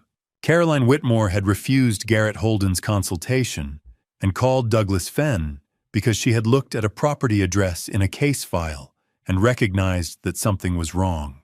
She had done it because that was who she was, because Edmund and Sylvia Whitmore had raised a person who could not see an injustice forming and simply look away. She had done it without knowing that the man she was protecting had spent 28 years grieving a daughter he didn't know he had lost. She was 28 years old. She specialized in estate and property law. She had spent 10 years trying to find out where she came from, and for the past 8 months, she had been sitting across a conference table from Douglas Fenn, building a legal case to protect her biological father's life's work, without any of us knowing what she was. I felt something in my chest that I did not have an immediate word for. Not grief exactly, though grief was part of it. Not joy, though that was part of it too. Something older and heavier than either the particular sensation of understanding all at once. That a loss you thought was permanent had in fact been slowly working its way back toward you through a series of choices made by a person you had never met. My eyes were wet. I didn't try to manage it. Evelyn was looking at me. Her eyes were still red from the footage, but there was something in them now that I had not seen in a very long time. Something quiet and luminous that had no business existing in the middle of everything we were carrying. Rex let the silence hold for another moment. Then he said, "What would you like me to do next?" I looked at Evelyn. She looked back at me. "Not yet," I said. "Wait until the trial. I need her there as our attorney before she knows anything." Rex studied me for a moment. Then he nodded once. "Understood," he said. I chose a Friday evening. I cooked pork ribs the way Renee had loved since she was small, low heat, 3 hours. The sauce brushed on in the last 20 minutes, so the edges caramelized without burning. I opened the bottle of red wine Garrett had brought the month before, a Napa Valley Cabernet he had presented with the particular confidence of a man who considers taste to be a form of currency. I set the table carefully, the same way I had set it for every family dinner across 30 years of Friday nights. Evelyn stood at the kitchen counter while I carried the dishes out. She watched me without speaking. We had talked through the evening twice in the preceding week what I would say in what order, what I would not say. She had asked me once if I was sure. "I'm sure," I had told her. She had nodded and not asked again. Garrett and Renee arrived at 7. Garrett came in the way he always did, jacket over one-arm handshake, firm a comment about the traffic on Abercorn that he wrapped in a light laugh. He looked around the dining room, complimented the table, and poured himself a glass of the wine he had brought without waiting to be asked. Renee kissed me on the cheek at the door. Her eyes were slightly tired the way they had been for months, but she smiled when she smelled the ribs and said it reminded her of being 12 years old. "It was always your favorite," I said. "Still is," she said. We sat down. Dinner lasted an hour and 10 minutes. Garrett talked about a commercial development project on the south side of Savannah, a mixed-use property he described as the most promising opportunity he had seen in 3 years. He used words like momentum and positioning and long-term upside. He refilled his own glass twice. He was relaxed in the way that men are relaxed when they believe they are the most informed person in the room. Evelyn asked Renee about Hazel's school progress. Renee said she had done well in her reading assessments and was asking for a dog. Evelyn said she thought that was a fine idea. I said I agreed. We had dessert. Evelyn's peach cobbler made the morning before and warmed through. Garrett had 2 servings and said something about Evelyn's baking that was meant to be charming and landed slightly short of it the way his compliments often did. When the dessert plates were cleared, I reached beneath my chair and placed the folder on the table. It was a standard manila folder 2 inches thick held closed with a binder clip. I set it in the center of the table where the serving dish had been and opened it without rushing. I laid the documents out one at a time, each one flat, each one facing Garrett. The bank statements first. 11 transactions, each below $10,000, routed through Holden Advisory Consulting, LLC, over 8 months. The total figure at the bottom of Marlene's summary sheet was circled once in blue pen. The deed of trust with his signature, or rather with mine, reproduced in a hand that was close but not quite right, if you knew what to look for. The mortgage line on the Paulson Street property. The release documents from the hard money lender showing where the $380,000 had gone. The 14 emails between Garrett Holden and the acquisitions director at Pinnacle Property Group. The proposed sale price on the 3rd page, $18,500,000 with the word pending in the director's final response. Garrett looked at the papers on the table. His expression did not collapse. Men like Garrett do not collapse immediately.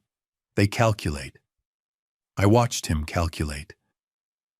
Whatever you think you're seeing here, he started. I don't think, I said. I know. He stopped. I kept my voice low. Not because I was uncertain, but because I had learned across 51 years that the most effective way to say a serious thing is to say it quietly. I had spent 6 weeks preparing for this conversation, and I had no interest in raising it above the volume of a dinner table.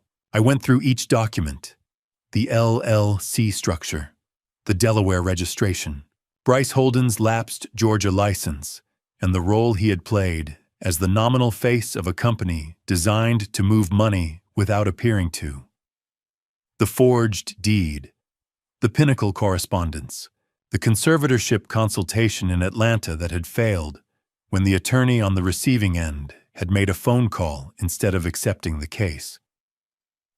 I did not mention Caroline's name. I did not mention Rex or the hospital footage or Darlene Pruitt. I gave him what he needed to understand that the financial architecture he had spent 2 years constructing had been fully mapped. When I finished, Garrett pushed his chair back and stood up. He put both hands on the table and looked at me with something that was not quite anger, something closer to the expression of a man who has watched a door he was counting on close permanently. We are your family, he said. Everything we did for our future, for Renee, for Hazel, for Nadidum. You stopped being family. I said, the day you made me a target. The room was completely quiet. Renee had not spoken since I opened the folder. She sat very still across the table from me, her hands in her lap, her face doing something complicated and unresolved. Her eyes were wet, not the soft wetness of remorse, but the sharp, sudden wetness of a person who has just understood the full scale of what they have been part of. Renee, I said. She looked at me. She opened her mouth once, closed it, and looked down at the table. I did not push her. There was nothing she could have said in that moment that would have changed what came next, and I was not certain she had enough of herself available to say it. Garrett straightened up. He picked up his jacket from the back of his chair. He looked at me one more time, and then he walked to the front door and hit it open with the flat of his hand, hard enough that the frame cracked at the upper corner. Renee followed him. Her face turned into her hand without looking back. I stood in the doorway and watched their car reverse out of the driveway and accelerate down the street faster than the neighborhood warranted. Evelyn came to stand beside me. We didn't speak. The night air came in through the open door, and the crack in the frame let in a thin line of it. I knew what I was watching when I watched those taillights disappear. A man like Garrett Holden cornered did not stop. He did not reconsider. He recalculated. And a man recalculating under that kind of pressure, $2 million owed a deadline running out. Every legal avenue closing was not going to sit quietly and accept what had happened at my dinner table. He was going to do something desperate. 2 weeks after that dinner at 3:17 in the morning, the sound of breaking glass. But before I tell you about that night, I need to tell you why Leonard Cord was already in my house when it happened. The morning after Garrett slammed my front door hard enough to split the frame Douglas Fenn called at 7:30. He had spoken with Leonard the previous evening. He did not waste time on preamble. Leonard stays in the house, Douglas said. Starting tonight, guest room whatever you have. I don't want you and Evelyn alone in that building until this is resolved. You think he'll come back? I think a man who owes $2 million to people who don't accept explanations and who just watched his entire plan exposed over a plate of peach cobbler is not going to sit in his living room and reconsider his choices. A pause. Leonard stays. I did not argue.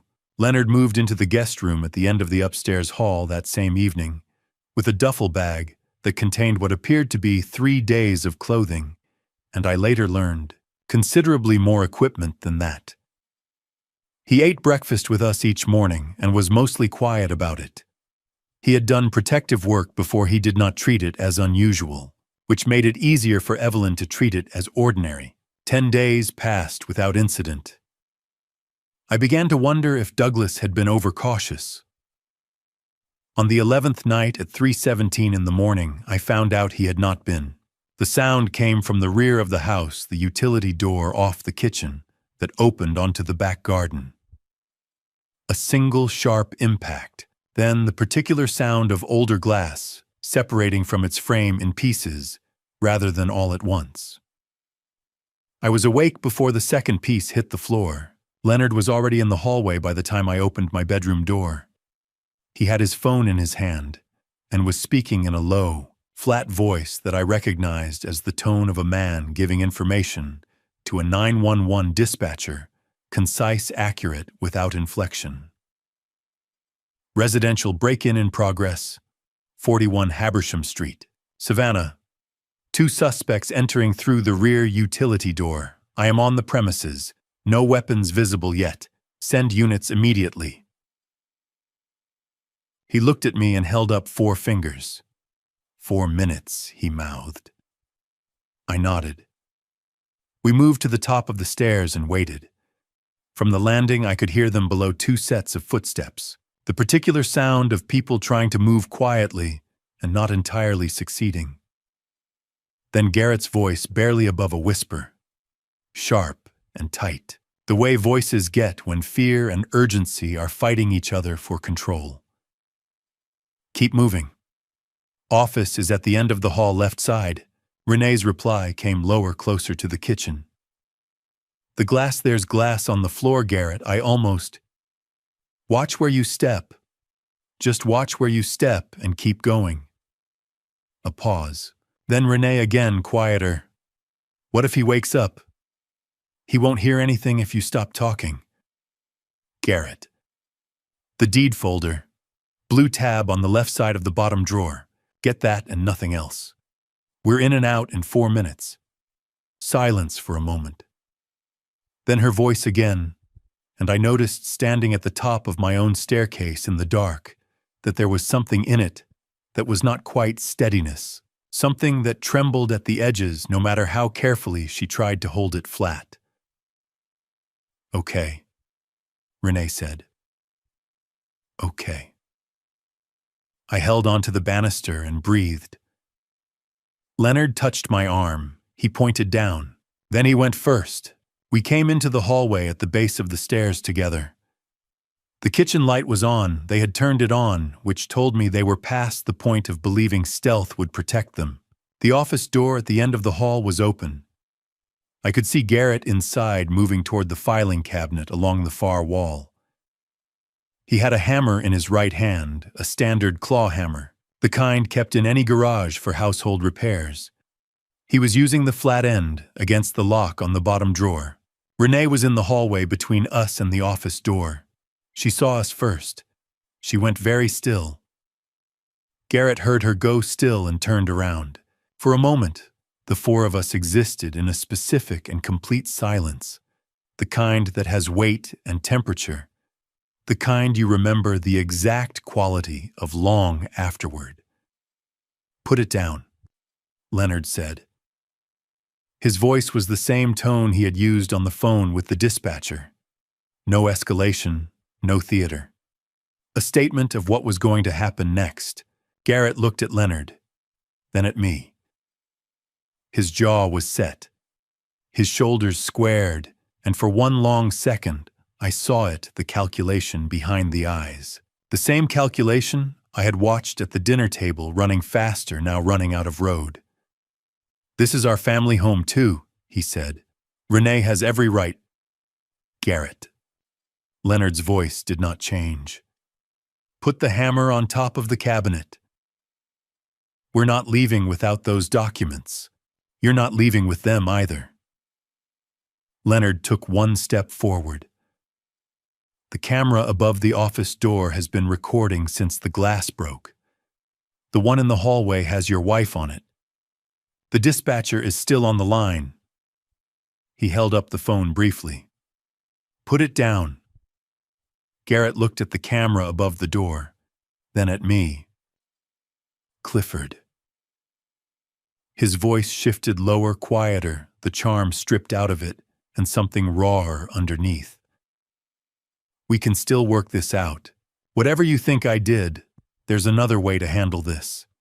There doesn't have to be. There's a patrol car 2 minutes out, I said. Put the hammer down. He set it on top of the filing cabinet.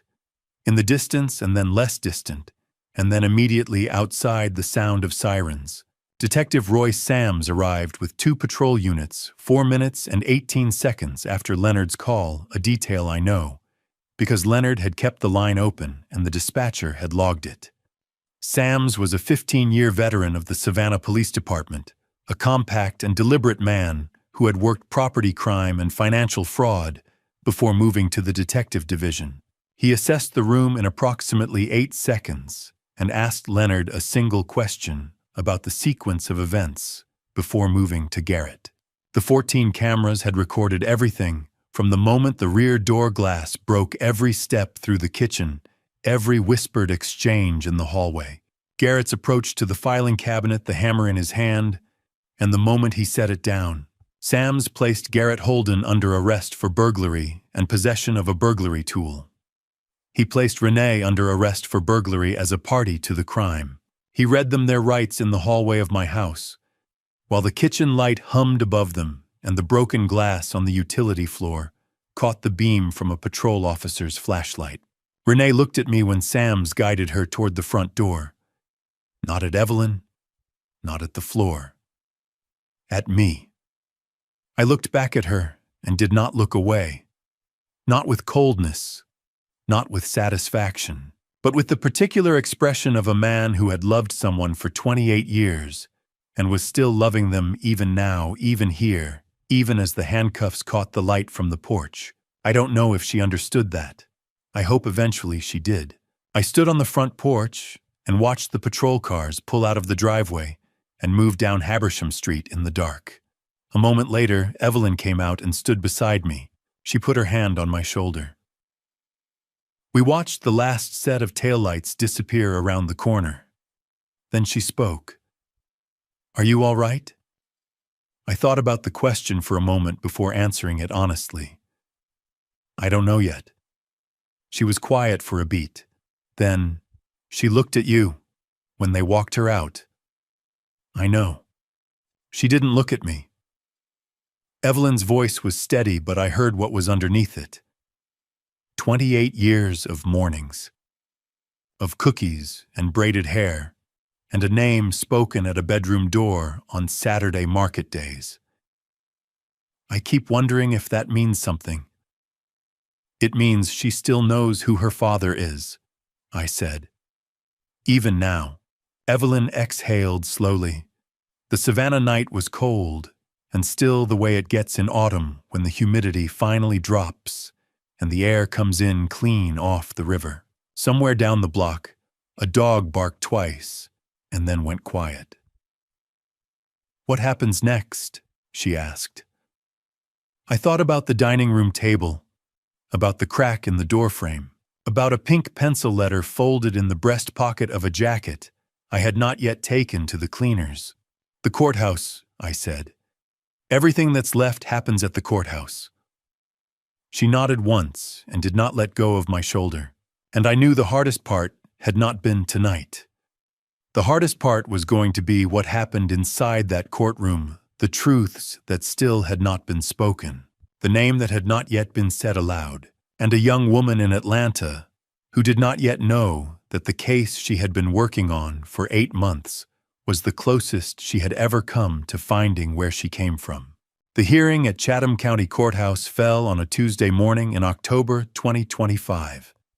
The Savannah sky clear and gold, morning light coming through the canopy of live oaks along Bull Street and throwing long shadows across the courthouse steps. I had been inside that building before. Over the years, property filings, a contract dispute in 2011, the kind of routine legal business that comes with 3 decades of real estate development. I had never sat at the plaintiff's table.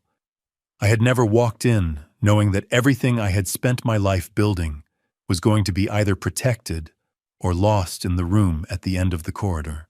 Evelyn sat beside me. Douglas Fenn on my left, his files arranged with the particular precision of a man who had done this for 40 years. And at the far end of our table, Caroline Whitmore, arranging her own materials with a stillness that I recognized now as the specific composure of someone who has been working toward this moment for months. She did not know what I knew about her. She could not. I had made certain of that. Garrett sat at the defense table across the room with his attorney, a man from a Savannah firm who had the look of someone who had been handed a difficult brief with very little time to prepare. Renee sat one row behind in the gallery, not yet a formal defendant in these proceedings. Her hands folded in her lap, and her eyes fixed on a point somewhere between the floor and the bench. Judge Patricia Holloway entered at 9:14. She was 61, sharp-featured, with the particular economy of expression that comes from 2 decades on the Superior Court bench. She did not waste the court's time on ceremony. "We're here on the matter of Doyle versus Holden," she said. "Counsel for the plaintiff, you may proceed." Caroline stood. I had watched Caroline work through Douglas's accounts of their joint preparation sessions. I had read her filings. I thought I understood what she was capable of. I was not fully prepared for what it looked like in a courtroom. She began with the Pinnacle Property Group contract, 22 pages of acquisition agreement that Garrett had negotiated and signed over 11 months under the representation that he held legal authority to act on my behalf. Mr. Holden represented himself to Pinnacle Property Group as the authorized agent of Clifford M. Doyle. She said, her voice carrying cleanly across the room. He provided no power of attorney. He provided no written authorization of any kind. He provided instead a fabricated letter of representation bearing Mr. Doyle's signature. A signature our handwriting expert has determined to be inconsistent with Mr. Doyle's authenticated samples in 14 of 17 comparison points. She placed the comparison exhibit on the projector. The 2 signatures appeared side by side on the courtroom screen, Clifford M. Doyle, written by me across 30 years of documents, and the version Garrett had produced. Under Georgia contract law, Caroline continued, an agreement entered into by an agent without actual or apparent authority is void ab initio, void from the beginning, as if it never existed. Pinnacle Property Group had no valid contract. The proposed sale of Mr. Doyle's portfolio for $18,500,000 has no legal standing and cannot be enforced. Garrett's attorney objected on grounds of foundation. Judge Holloway overruled him in 4 words and asked Caroline to continue. Marlene Forsyth took the stand at 10:40. She testified for 38 minutes. She walked the court through the LLC structure, the 11 structured transfers, the 2 forged liens on the Ardsley Park parcels, and the rerouting of rental revenue through the unauthorized payment account that Garrett had installed at the Whitaker Street property. She used plain language where she could and explained technical terms the moment she introduced them, with the patience of someone who has spent a career translating financial complexity for people who need to act on it. The total figure she placed before the court, losses attributable to Garrett Holden's actions, was $1,630,000. Garrett's attorney cross-examined for 11 minutes. Marlene did not alter a single number. Stuart Bowen took the stand just before the lunch recess. He was 58 years old and looked older than that. He sat in the witness chair with his hands on his knees and answered every question Douglas Fenn put to him in a voice that was quiet but did not waver. He described the recording Garrett had used. He described the authorization change he had processed under duress. He described 14 months of providing internal reports on tenant schedules and revenue projections to a man he had understood from the beginning to be planning something he wanted no part of. When Douglas finished, Garrett's attorney stood. Mr. Bowen, isn't it true that you processed those account changes voluntarily without any formal complaint to your employer or to law enforcement? Yes, Stewart said. So there's no documentation of any coercion? No documentation. Stewart looked at the attorney steadily. But my daughter still has the hospital bill, and Garrett Holden still paid it. The attorney sat down. Darlene Pruitt was brought into the courtroom at 2:17 in the afternoon. She was smaller than I had expected. I had seen her only through Evelyn's photographs and the degraded footage from a hospital corridor 28 years ago. In person, she was slight and pale, wearing a dark jacket that looked recently purchased. Her hair pulled back the way it had been in every photograph Evelyn had taken over 3 years at Forsyth Farmers Market. She walked to the witness stand without looking at the gallery. She did not look at me. She did not look at Evelyn. She settled into the chair and fixed her eyes on the middle distance the way people do when they are trying to be present in a room where they would rather not exist at all. Evelyn's hand found mine under the table. She pressed it not gently the way she had in Rex's office, but with a firmness that communicated something beyond comfort. I understood it. I felt the same thing. I looked at Darlene Pruitt and felt something I had not expected. Not rage, not the clean, manageable heat of anger, but something colder. The specific coldness of a person looking at the source of a wound that cannot be undone. Judge Holloway looked down from the bench. Ms. Pruitt, you have been sworn in. Please tell this court what occurred at Savannah Memorial Hospital on the night of March 14th, 1997. The entire courtroom went silent. Darlene Pruitt began her testimony with a sentence I will never forget. I knew I was holding the wrong child, and I did not give her back. The courtroom did not react immediately. The words landed the way certain true things land, not with noise, but with weight settling into the room, the way a stone settles into still water. Judge Holloway did not move. The court reporter's fingers stilled for exactly 1 second before resuming. Garrett's attorney, who had spent the morning performing confidence, looked down at the legal pad in front of him and did not look back up. Douglas Fenn let the silence hold for 3 full seconds before he spoke. Ms. Pruitt, he said, please tell this court in your own words what happened on the night of March 14th, 1997. Darlene looked at her hands in her lap. She had the manner of a woman who had rehearsed something for a very long time and had decided that the only way to get through it was to say it without variation, without inflection, as though the words belonged to someone else, and she was simply reading them aloud into a room that required a record. The nursery was quiet, she said. The night nurse had stepped away. I had gotten up. I wasn't supposed to. I had just delivered. But I got up and walked down the hall to the window. There were 2 babies in the room. Both girls. Both born the same day. She paused. One of them was mine. And the other infant, Douglas asked. The other one belonged to a woman named Evelyn Doyle. I had heard the nurses use the name during rounds. They said her baby was healthy, strong, 7 pounds, 4 ounces. She stopped. Mine was 4 pounds, 11. The doctor had spoken to me that afternoon. He said there were concerns, that they would need to monitor her heart. He said they weren't certain she would. She did not finish the sentence. She did not need to. He was not certain. What did you do? I went into the nursery. I picked up both babies. I looked at them, and I made a decision. She said it without apology, without self-pity, without any of the emotional adornment that the room might have expected from a woman confessing to something of this magnitude. It was the flatness of it that made it worse. The absence of anguish in the telling was more damning than anguish would have been.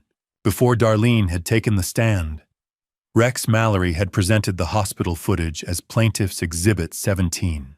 He had testified briefly about its provenance, the 2019 digitization project at Savannah Memorial, the retired medical technician Harold Voss, the backup drive that had preserved 28 years of corridor footage that the hospital itself no longer knew existed. Judge Holloway had admitted it over a technical objection from the defense that she dismissed in 11 words. The footage had played on the courtroom monitor for 4 minutes and 31 seconds. No one in the room had spoken while it ran. Now, with Darlene on the stand, the room understood what it had been watching. "The footage shows you entering the nursery at 11:42 p.m., Douglas said. "It shows you handling both infants. It shows you leaving with one child and placing the other in the vacated bassinet. Is that an accurate description of what occurred?" "Yes," Darlene said. "And at the moment you made that exchange, did you intend to return the Doyle infant?" A long pause. Long enough that Judge Holloway glanced up from her notes. "No," Darlene said. She continued without being prompted. She described carrying the Doyle infant back to her room. She described lying in the dark for the remainder of that night, not sleeping the infant in the bassinet beside the bed. She described being discharged 2 days later, signing the paperwork that listed the infant as her own biological child, and walking out of Savannah Memorial Hospital with a baby that belonged to a woman 3 rooms down the hall who would leave that same morning believing she had her daughter. 3 days after I was discharged, Darlene said, "I brought her to Savannah Children's Home. I left her at the front gate before anyone came to the door. She was wrapped in a yellow blanket. She folded her hands on the railing of the witness stand. I didn't leave a note." Douglas gave her a moment before continuing. "And the real Doyle infant, the one you abandoned?" Douglas asked. Darlene's voice was chillingly flat. "I didn't care what happened to her, as long as she wasn't near me. I abandoned her so my own flesh and blood, Renee, could have everything that belonged to that child. I watched from the shadows for 28 years as you gave my daughter the life of a princess, while your true daughter was a nameless face in a state ward. It was a perfect trade. The room absorbed that. The particular silence of a courtroom processing something that cannot be unfiled once it has been entered into the record. So, the infant you abandoned at Savannah Children's Home," Douglas said, "how it was a healthy child, the biological daughter of Clifford and Evelyn Doyle, who you had taken and then discarded when she was no longer useful to your plan." Garrett's attorney objected to the characterization. Judge Holloway sustained it on the specific wording and asked Douglas to rephrase. He did without losing the substance, and Darlene confirmed the restated version without visible reaction. Beside me, Evelyn had not made a sound since Darlene said the word "discharged" for the first time. Her hand was in mine. She had found it without looking somewhere during the nursery description, and had been holding it with a steadiness that I understood was costing her more than it appeared. Her other hand was pressed flat against the table in front of her, as though she needed the surface to be certain the room was still solid. I kept my hand around hers and said nothing. As Darlene spoke, I felt Evelyn's hand tremble violently in mine. The horror was complete. The girl we had raised, the one who had just tried to rob us, was the daughter of the woman on the stand. And our real daughter, our Caroline, had been discarded like trash by the very person who now stood smirking at us. Every birthday, every holiday we spent with Renee was a stolen moment that belonged to the girl standing at the lawyer's podium, had been carried out of that hospital in a yellow blanket and left on a cold step before dawn, healthy and without a name, and had survived. I pressed Evelyn's hand between both of mine. She did not look at me. She kept her eyes on Darlene Pruitt, and what was in them was not the soft wetness of grief. It was something harder and colder and more permanent, the expression of a woman who has looked at the source of the worst thing that ever happened to her, and found that the source is smaller than the wound. Douglas concluded his direct examination at 3:47. Darlene was cross-examined briefly by Garrett's attorney, who accomplished nothing beyond confirming what she had already said. Judge Holloway called a 10-minute recess for the court reporter. When proceedings resumed, Caroline rose to present the final section of her legal argument. I watched her from my seat at the plaintiff's table. She had gathered herself during the recess with the specific efficiency of someone who has learned to compartmentalize under pressure. The Darlene testimony was in one part of her mind. The legal argument she still needed to deliver was in another, and she was moving between them with the kind of controlled precision that had made her formidable in that courtroom all morning. She did not know. She was standing 4 feet from me, building the final framework of a case that had protected everything I owned. And she did not know that the woman who had just testified had described the morning of her own life, the yellow blanket, the cold gate, the step before dawn. I looked at her face as she spoke. I had sat across tables from this woman across 4 months of preparation. I had watched her read documents and argue motions and dismantle Garrett's defense with patient, methodical precision. I had studied her quietly with the attention of a man who knows a truth that the other person does not yet hold.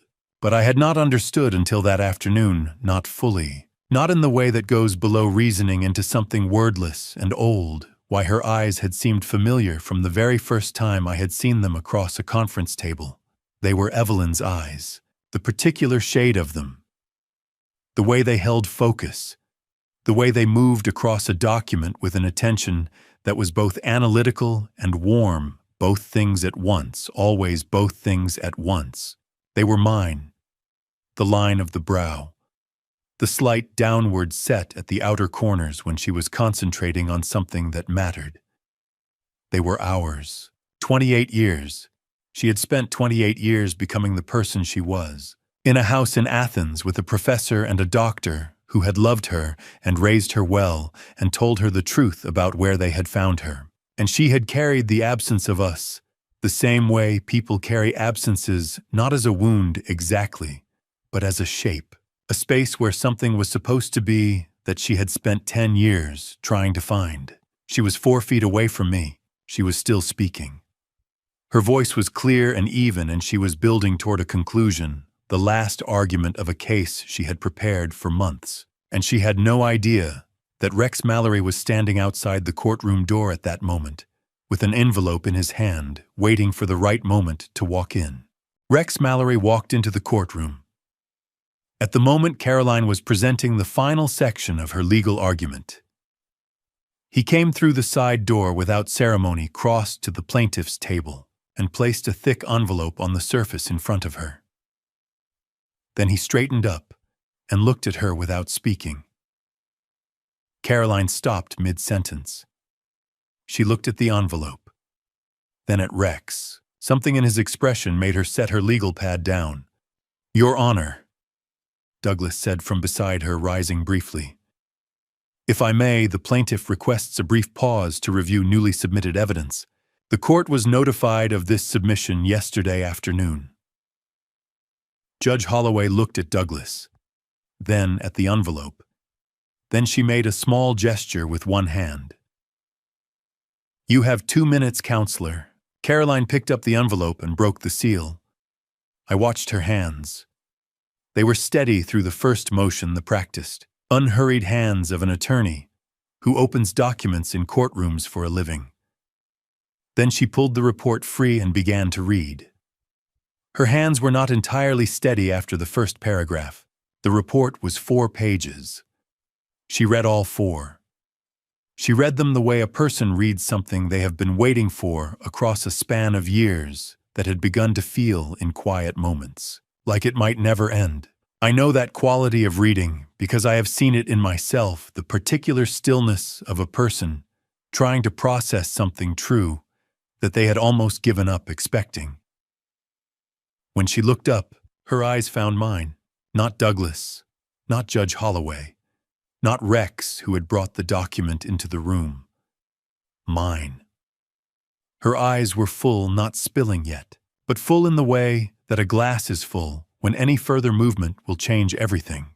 And I saw in them the exact moment that the distance between who she was and where she came from collapsed into something she did not yet have a name for.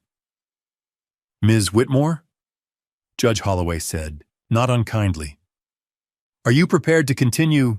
Caroline opened her mouth, closed it once.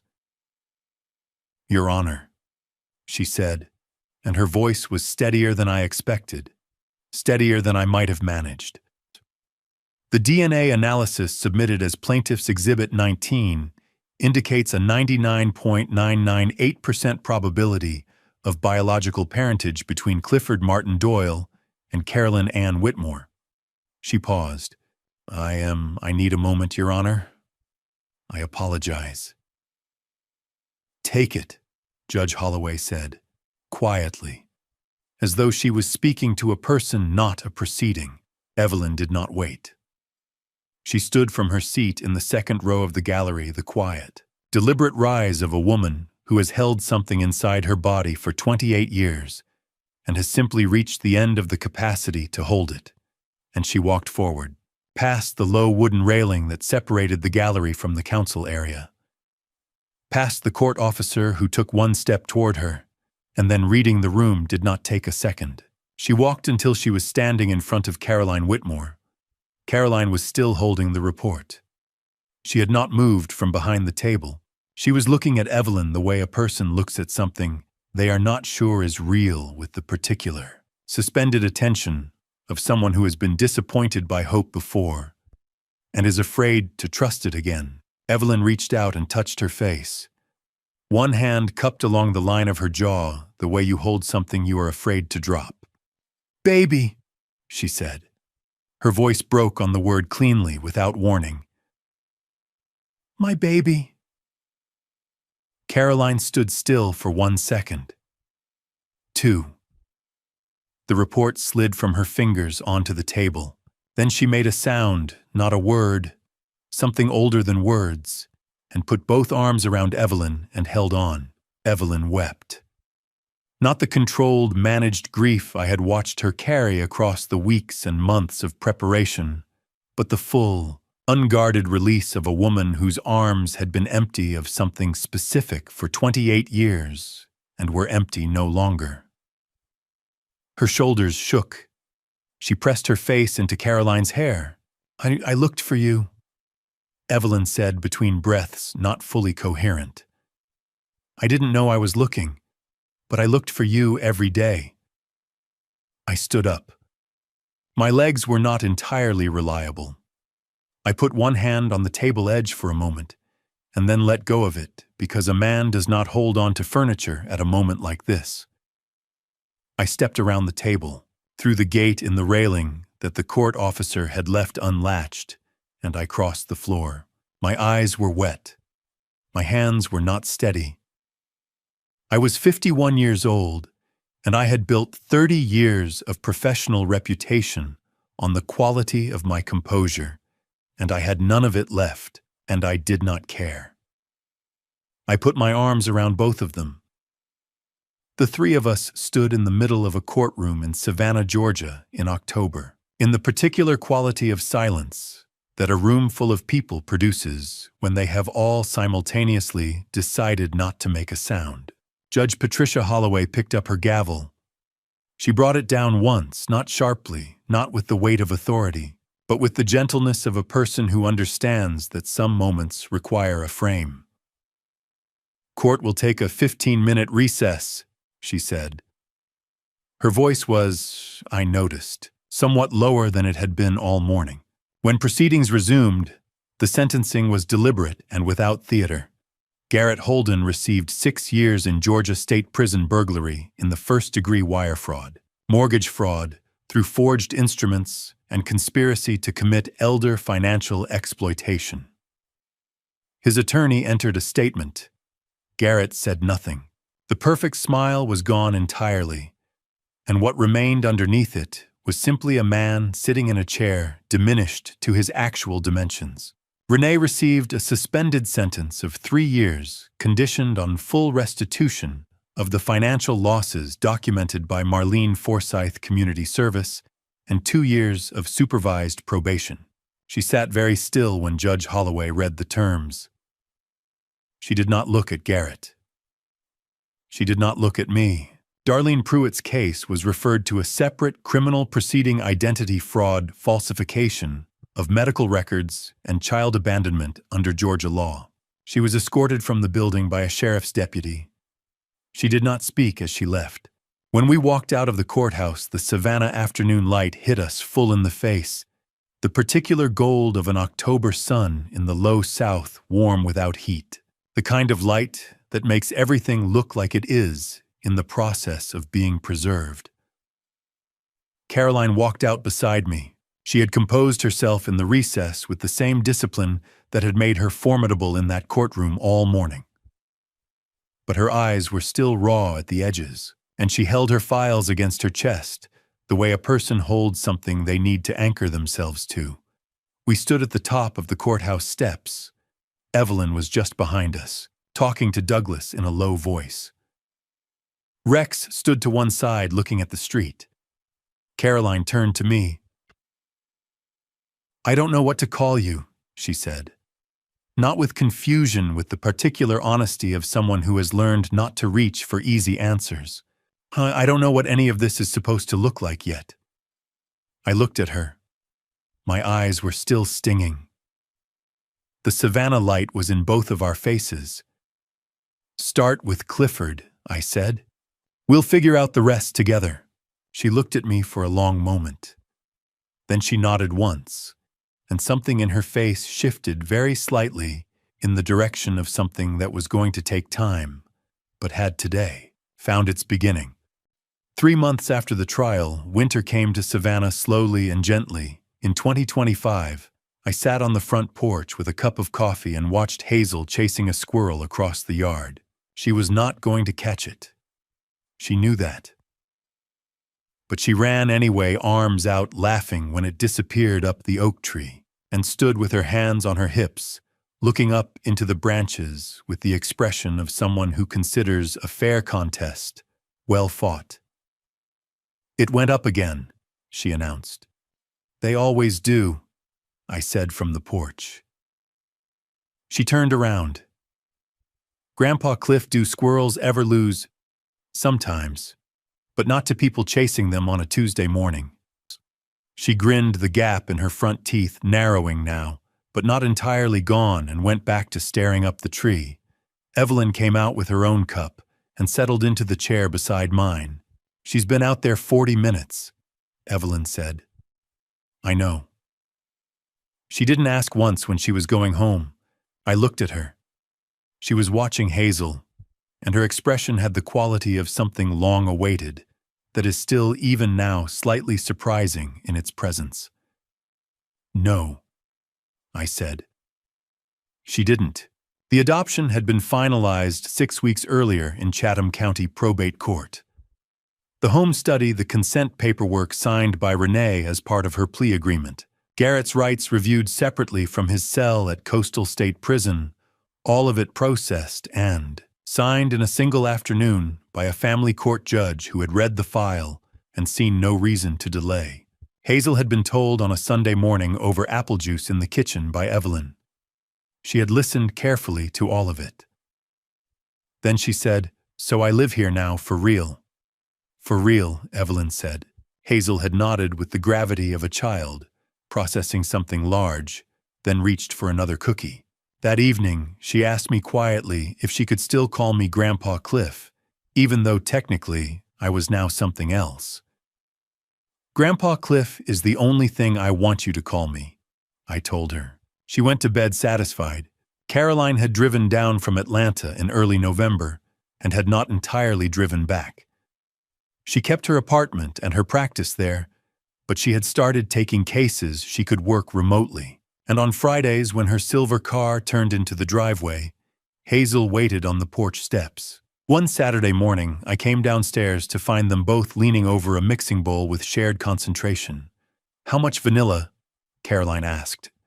"A lot," Hazel said, and demonstrated by upending the bottle generously.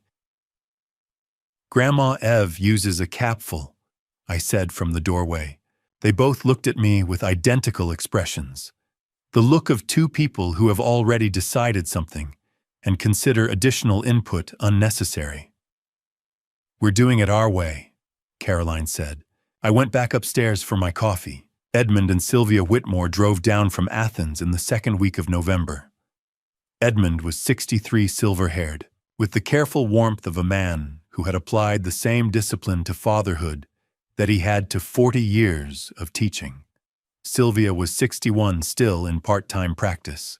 With the full attention of a good physician, Evelyn made pot roast. I opened 2 bottles of wine. We sat at the dining room table, 6 places, the good dishes, 2 sets of parents, a daughter who belonged to all of us in different ways, and 28 years of absence somewhere in the room. Edmund knew how to move through difficult territory without making it the only thing in the room. "She argued her first moot court case at 14, he said, nodding toward Caroline. "Against a 17-year-old. She won on a procedural technicality her professor hadn't taught yet. She found it in a footnote," Sylvia said. "Of course she did," Evelyn said quietly. She looked at me when she said it. We did not need to discuss where that particular quality had come from. Caroline looked at her plate, but she was smiling. Renee called on a Wednesday in early December. She asked to meet somewhere neutral. I named a coffee shop on Broughton Street I had used for business meetings for years. She was already there when I arrived, thinner than before. No jewelry, holding a black coffee in both hands without drinking it. She looked like someone who had decided at the last moment. Not to say most of what she had prepared. I sat down. "I'm not going to ask you to forgive me," she said. "I know what I did. I know how much of it I went along with." She looked at her cup. "I just needed you to know I'm trying. I know I can't undo it," she continued after a pause. "I just needed you to know that." "I hear you," I said. It was not forgiveness. She did not ask me to call it that, but she nodded small once, and I understood it was enough for now. When she stood to leave, I thought of her at 8 years old, handing me nails one at a time, while I built a bookshelf in the study, completely serious, as though the work mattered.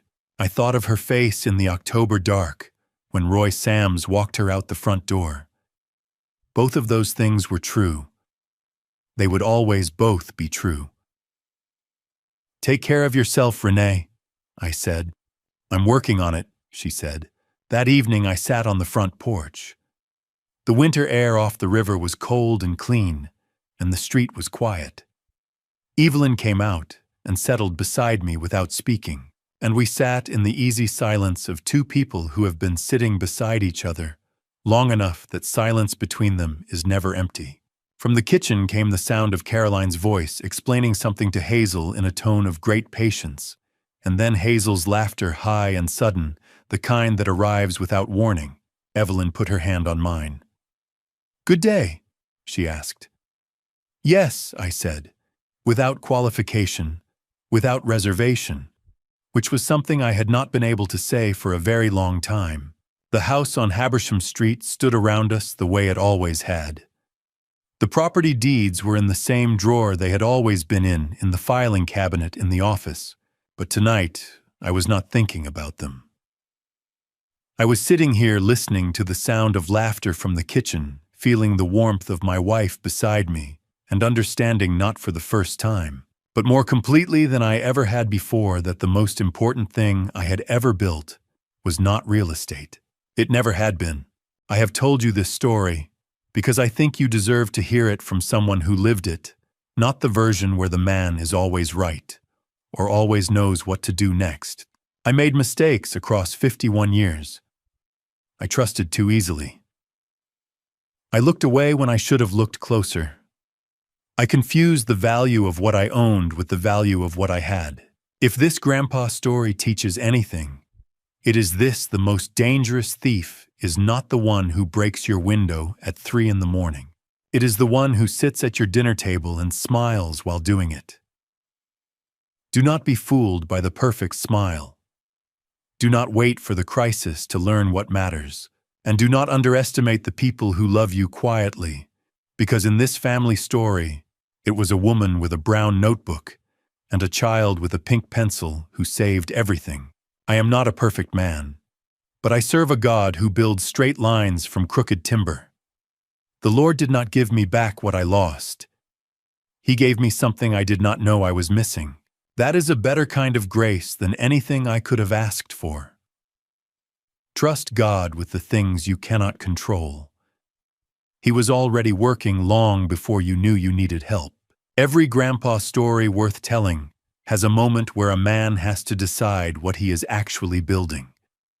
Every family story worth keeping has people in it who chose to stay even when staying was hard. I hope this grandpa story reminded you of someone you love. I hope this family story gave you something to carry with you today. If it did, leave a comment and tell me which moment stayed with you. Share this with someone who needs to hear it. And subscribe to this channel because the next story is already waiting.